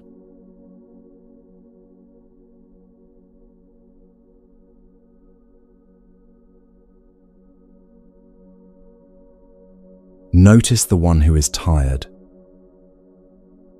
You have been holding a lot for a long time. All of this sitting has been about that holding.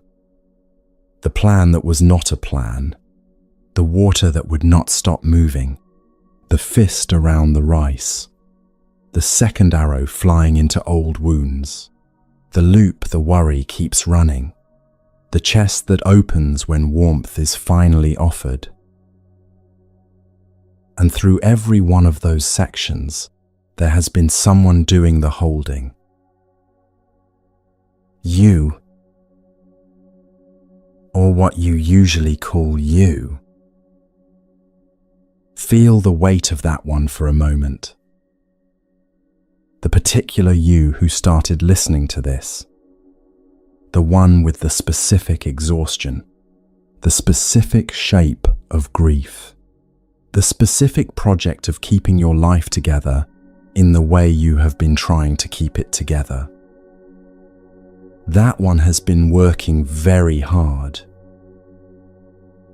Feel where in your body that working lives. It is usually in the shoulders, held up near the ears, or in the jaw, slightly clamped, or in the stomach, which has not fully exhaled in months. That tightness is the specific shape of being that particular you.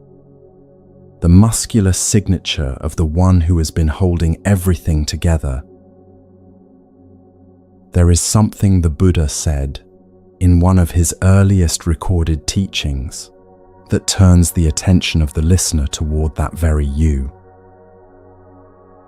He asked his students to look very carefully at the thing they were calling themselves, to see whether it was, in fact, as solid as they had always assumed. The teaching he gave them is called anatta, which is usually translated as not self. The translation is a little clumsy. What it really points at is this. The thing you have been calling I has the character of a process. A moving, shifting, flowing thing that has been changing its shape every second of your life. Which means the fixed, defensible self you have been working so hard to protect was never quite there in the first place. Let us test this very gently in your own experience.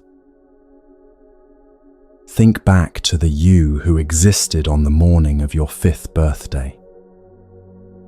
That body, that face, those opinions about the world, that particular way of holding excitement in the chest. Is that the you who is listening to this right now? Clearly, no. That body has been replaced, cell by cell, many times over. The opinions have shifted. The way your chest holds excitement has grown quieter. The 5-year-old is gone, in any literal sense. The little body is dust. The small voice is long since changed.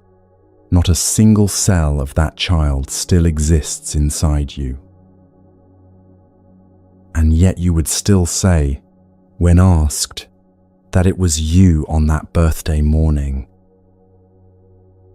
Think of the you of 10 years ago.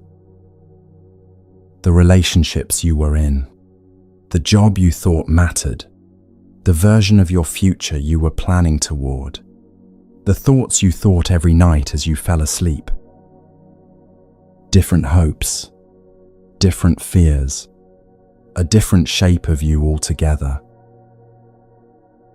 If you somehow met that version of yourself in the street tomorrow, the two of you would have plenty to talk about. And you would be, in some real sense, two different people.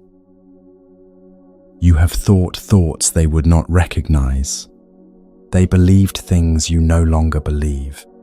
Their life and yours have diverged, over the 10 years between you, into different branches of a shared stream.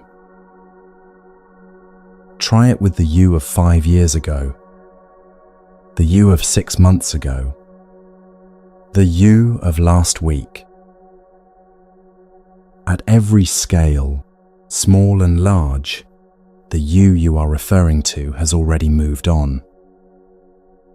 The you who woke up this morning is a slightly older, slightly different you than the one sitting here now, listening. If there were a fixed, permanent self, somewhere, holding all of this together, you would be able to point to it. You would be able to say, here, this part of me, this is the unchanging core. Every part of you that you might point to is changing. The cells, the thoughts, the feelings, the memories themselves, which rewrite themselves a little every time you remember them. The roles you play, the voice in your head, all of it in motion. Even the sense of being a self is a feeling that arises and passes thousands of times a day. More like a flicker than a constant. Every version of I you meet in daily life has its own small weather. The I in the mirror in the morning is one of them. The I at work is another. The I with your oldest friend is another. The I alone in a crowd of strangers is another. They pass across the wider sky of your awareness, many times a day, each of them brief, each of them convincing while it is here, each of them gone before the next one arrives. Now notice what this does in your chest, if you let it land fully.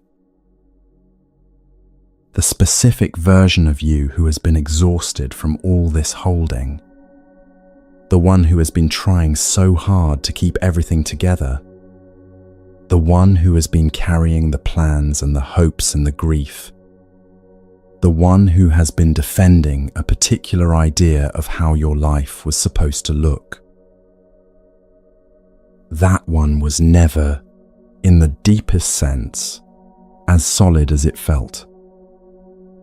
Which means the exhaustion of being that one, of holding together that particular version of you, can also start to soften. Some people, when they first hear this teaching, feel a small panic.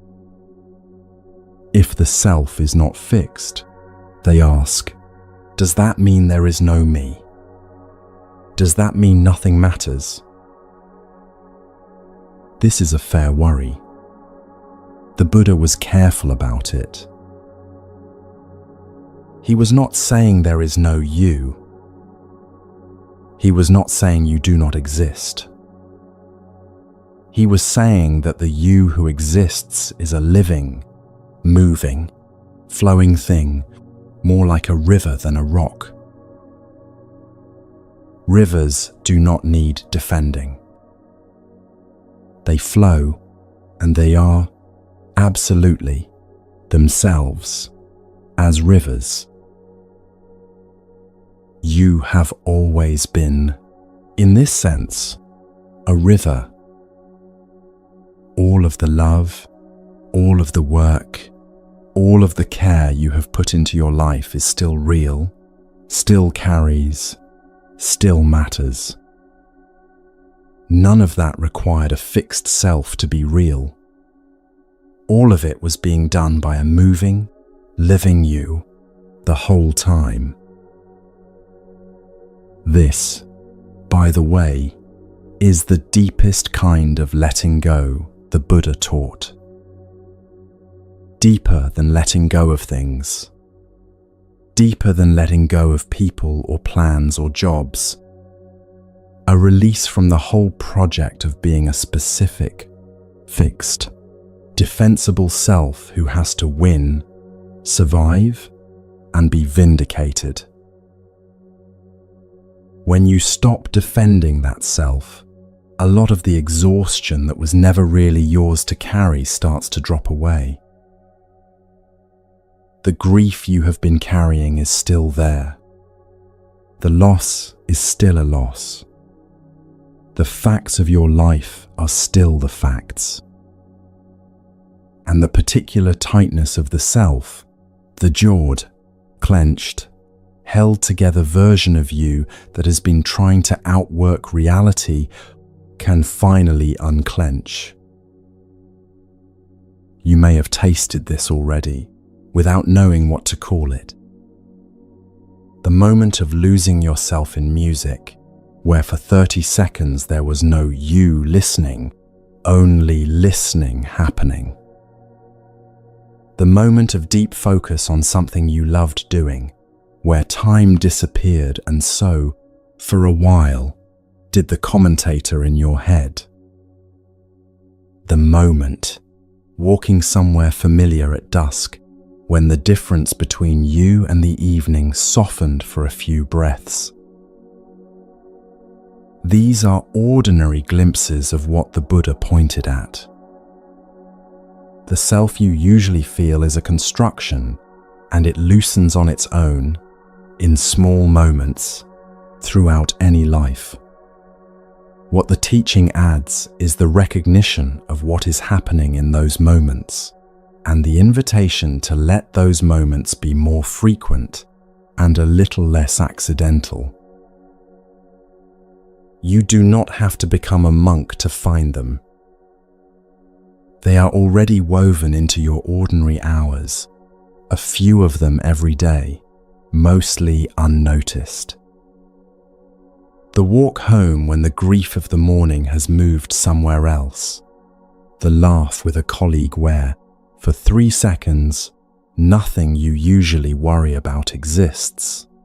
The pause before sleep when the whole cast of characters in your head quietens down. Try this for a breath. Drop, just for a moment, the project of being a specific someone. Notice what is still here when you do. Breath is still here. The sound of the room is still here. A body sitting, or walking, or lying down, somewhere. A mind watching all of it. None of those need a fixed self to be happening. They are all happening anyway. The things you love are still there too.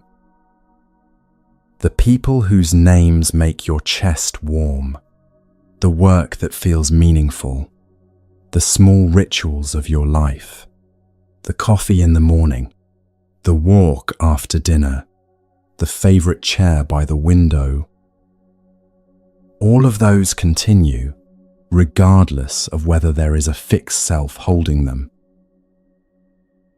For a breath, let the self be smaller than it usually feels, or wider, or more porous.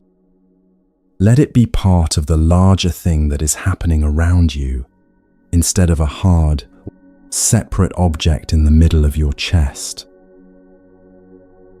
This is what the old teachers meant when they said that anatta brings a particular quiet. The self stops working so hard to hold its own edges. And in that stopping, something that was underneath it all along becomes clearer. A kind of spaciousness that does not belong to anyone in particular. A presence that has been the ground of every moment of your life, regardless of which version of you was occupying it. The 5-year-old on the birthday morning was sitting in it. The 10 years ago you was sitting in it. The you who is listening to this right now is sitting in it. The versions come and go. The spaciousness stays. This is the most tender letting go there is. The recognition that the self can be looser than you usually let it be. Kinder to itself, less fiercely itself, allowed, for minutes at a time, to forget the project of staying the same. And you, whatever that word finally means, are still here. Breathing, listening, reaching the end of this stretch of our sitting with a softer chest than you started with. Rest your hand wherever it has ended up. Feel the slight weight of it on your body. Feel the breath moving in the space underneath it. That breath is being done by a body that has been breathing itself since before you had a name and will keep going until it stops. When you walk away from this sitting, in a few minutes, you will carry with you a slightly lighter way of holding the self you already have. The coffee will still be waiting. The messages will still be in the queue. The people in your life will still have their edges. All of it continues. The last stretch of what we are doing together is about exactly that continuation. How the teachings you have received tonight show up in your actual life tomorrow. In the kitchen, in the car, in the middle of an ordinary day that will not know anything has changed. That is where any of this begins to mean something.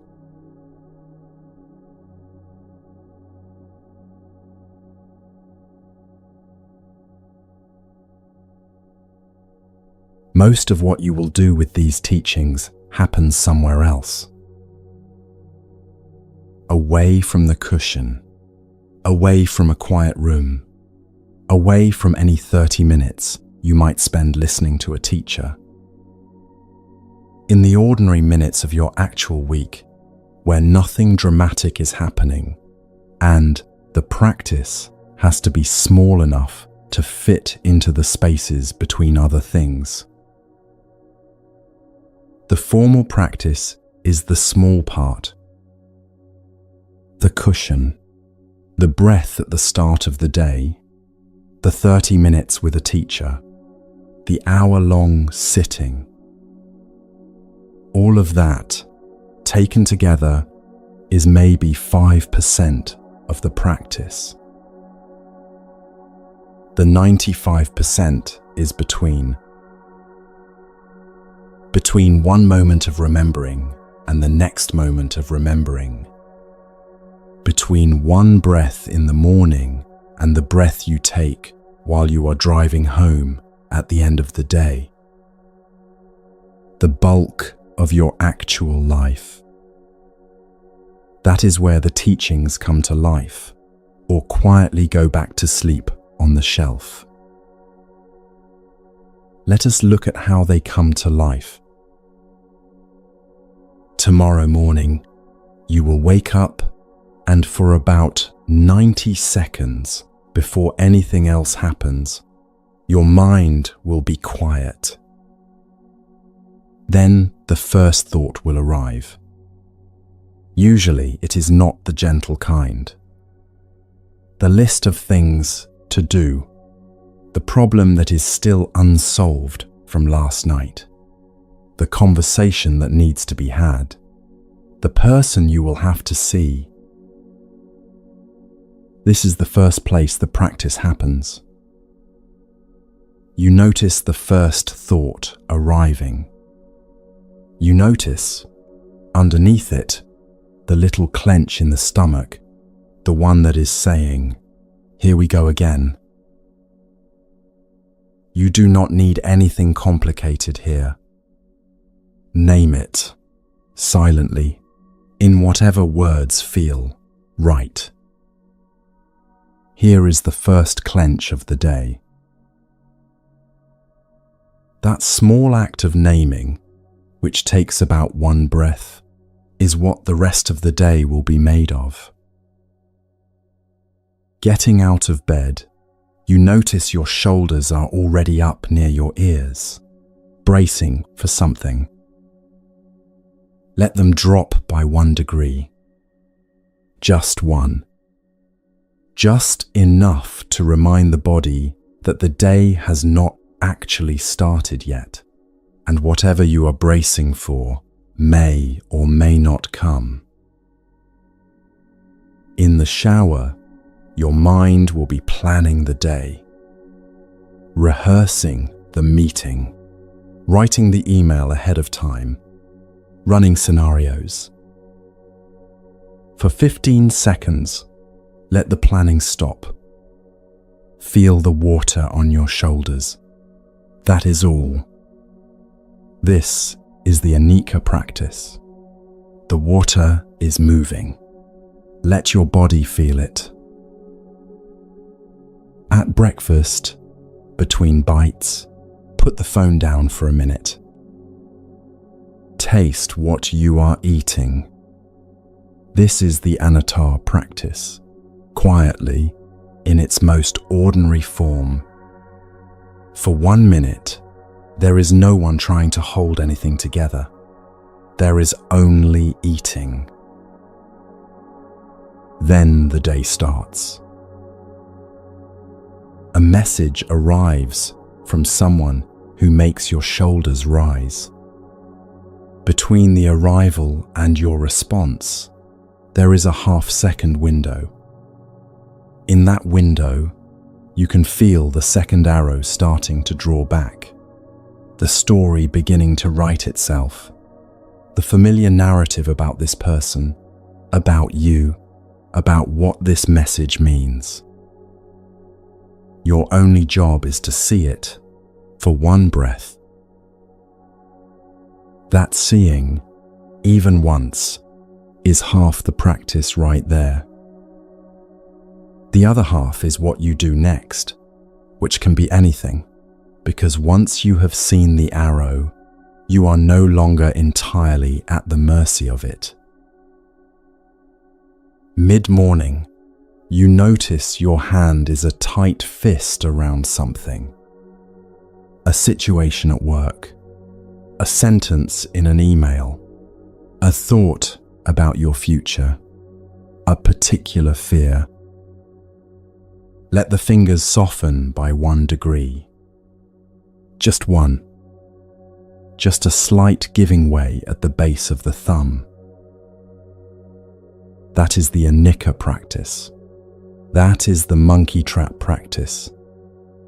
That is the whole business of letting go, happening in 3 seconds, in the middle of an ordinary morning, while you are still at your desk.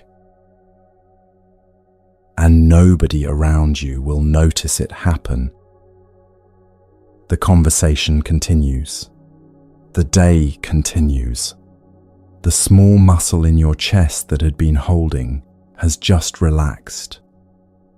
And the rest of your day will be slightly different because of it.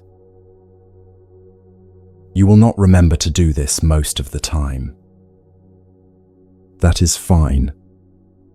The practice is not about remembering all the time. It is about remembering once in a while. One good remembering, once a day, for a few years, changes a life. At lunchtime, maybe you notice that the worry loop has started again. The same problem, the same rehearsal, the same tight band across the chest. Ask Shantideva's question. Is there something I can do about this, even small, in the next few hours? If yes, do it, or write it down to do later. If no, let the loop rest. You have done your part for now. In the middle of the afternoon, a colleague says something that lands wrong. Before you say anything back, try the meta phrase, silently, toward them. May you be well. Just that. One phrase. Notice what it does to the edges of your response. The words soften the shape of the 30 seconds that follow. Driving home, someone cuts you off. The anger arrives before you can stop it. That is fine. The anger is the first arrow. The second arrow would be the long story you tell yourself about this person, about the world, about how tired you are of careless drivers. Let the first arrow land. Skip the second one. May they be safe. Silently, 3 seconds. Then back to driving. At home, in the kitchen, something happens that is small and easy to miss. You are standing at the counter, chopping vegetables, or filling a pot with water. For 10 seconds, there is no story, no plan, no self, just the chopping, just the water, just the hand. This is anatta, arriving uninvited, in the ordinary middle of your kitchen. Notice it when it happens. That noticing is what trains the muscle. Over time, these moments become more frequent and a little less accidental. In conversation with someone you love, at dinner, there will be a moment when a small resentment wants to lead the next sentence. Pause for one breath before the sentence forms. Send metta silently to the two of you at the same time. May we both be well. You may find that the sentence you were about to say rewrites itself on its way out. A softer version, a more honest version, a version that does not punish either of you for being tired at the end of the day. Before sleep, lying in bed, the day will come back to you. The mind will want to review everything that went wrong. The things you should have said, the email you should have sent, the person who did not message back. This is the worry hour. It has its own rhythm. Hand on chest. one metta phrase to yourself. May I rest tonight. Whatever is unresolved will be there in the morning. For now, let the body have the sleep it has been waiting for. You may be wondering where the grand part of all this is. The incense, the robes, the mountain, the teacher watching you do it perfectly. Most Buddhist practice is quieter than that. It has the shape of your ordinary week. Moments at the kitchen counter, moments in traffic, moments just before sleep, moments of pausing before replying to a message. 1,000 small openings, every week, to soften 1 degree. Over a year of these small returns, something shifts. The fist that was tight most of the time is tight less of the time. The second arrow misses more often than it did. The loop ends a little sooner when it starts. The metta phrases come up on their own, unsummoned, in traffic. The grip on the self relaxes for longer stretches. You start to laugh a little more easily. Ordinary food tastes more like itself. A walk in a park becomes its own whole thing. Small moments of warmth arrive on their own, without being sought. The background hum of exhaustion is quieter. You may not notice the change while it is happening. It is like the way children grow.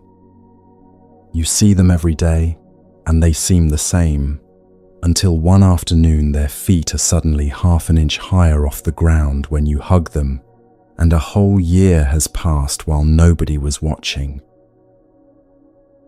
The body is your best ally in this. Earlier than the mind, the body always knows when you have drifted back into clenching.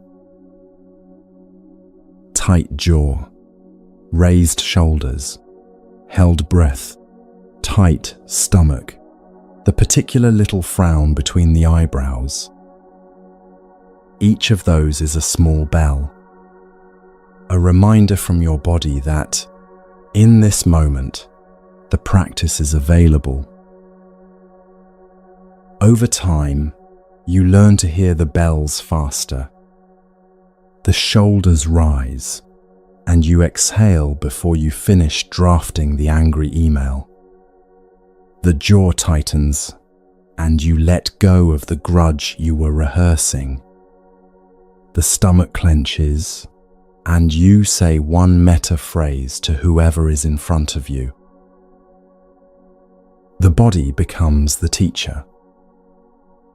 It knows everything the text cannot write down. It lives the teaching in the middle of your Tuesday, while the mind is still catching up. This is why the Buddhist traditions have always insisted that practice is embodied. Nothing you learn about letting go is useful until the fingers actually soften. Nothing you hear about metta matters until the phrase arrives in your mouth, silently, towards someone you are about to snap at. The chest knows. The breath knows. The shoulders know. Let them do the learning while you live the life. This is what the Buddhist tradition has been offering for 2,500 years to tired people who had not been looking for enlightenment, only for a way to stop being quite so exhausted. The practice is 10,000 small letting goes across a life. Each one smaller than a breath. Each one a little bit of softening. Each one on its own seeming too small to matter. All of them together over months and years changing the entire shape of how you move through your own life. There will be weeks when none of this lands. Weeks where you are too tired to remember any of it. Weeks where life seems to be hurling harder versions of everything at you faster than any practice could keep up with. That is also part of the path. The practice is resilient enough to wait for you. When you come back, even after months away, the teachings will still be here. They are never more than one breath away. Take a breath. Feel each of these teachings settle back into your body, one by one. The conditions under everything, the water that is always moving, the cage in the hand, the second arrow, the worry with no job, the oldest kindness, the self that does not stay, and now the practice between the practice. Each of those is a doorway. Any one of them, landing once, in the right afternoon of your life, is enough. One teaching, one moment of recognition, one breath where something softens and does not go back to being quite as tight as it was before. Breathe with that.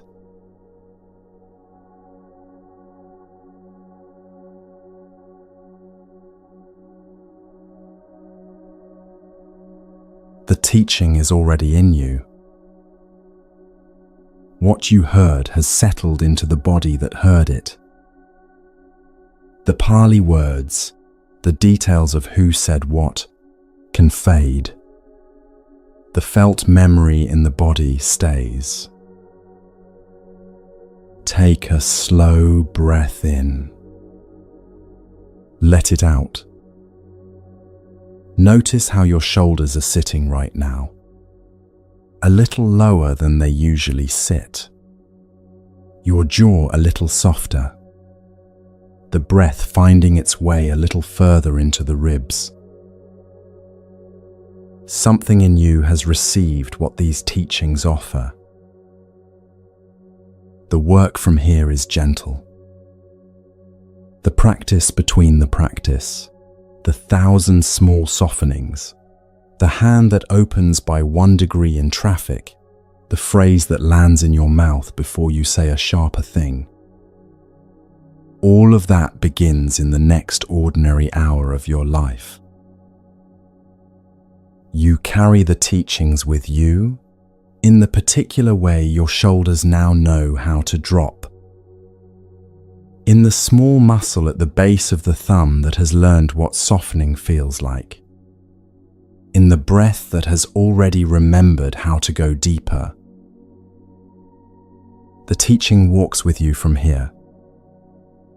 Into the kitchen, into the car, into the ordinary afternoons where the fist will want to tighten again, and something in you now knows how to open it.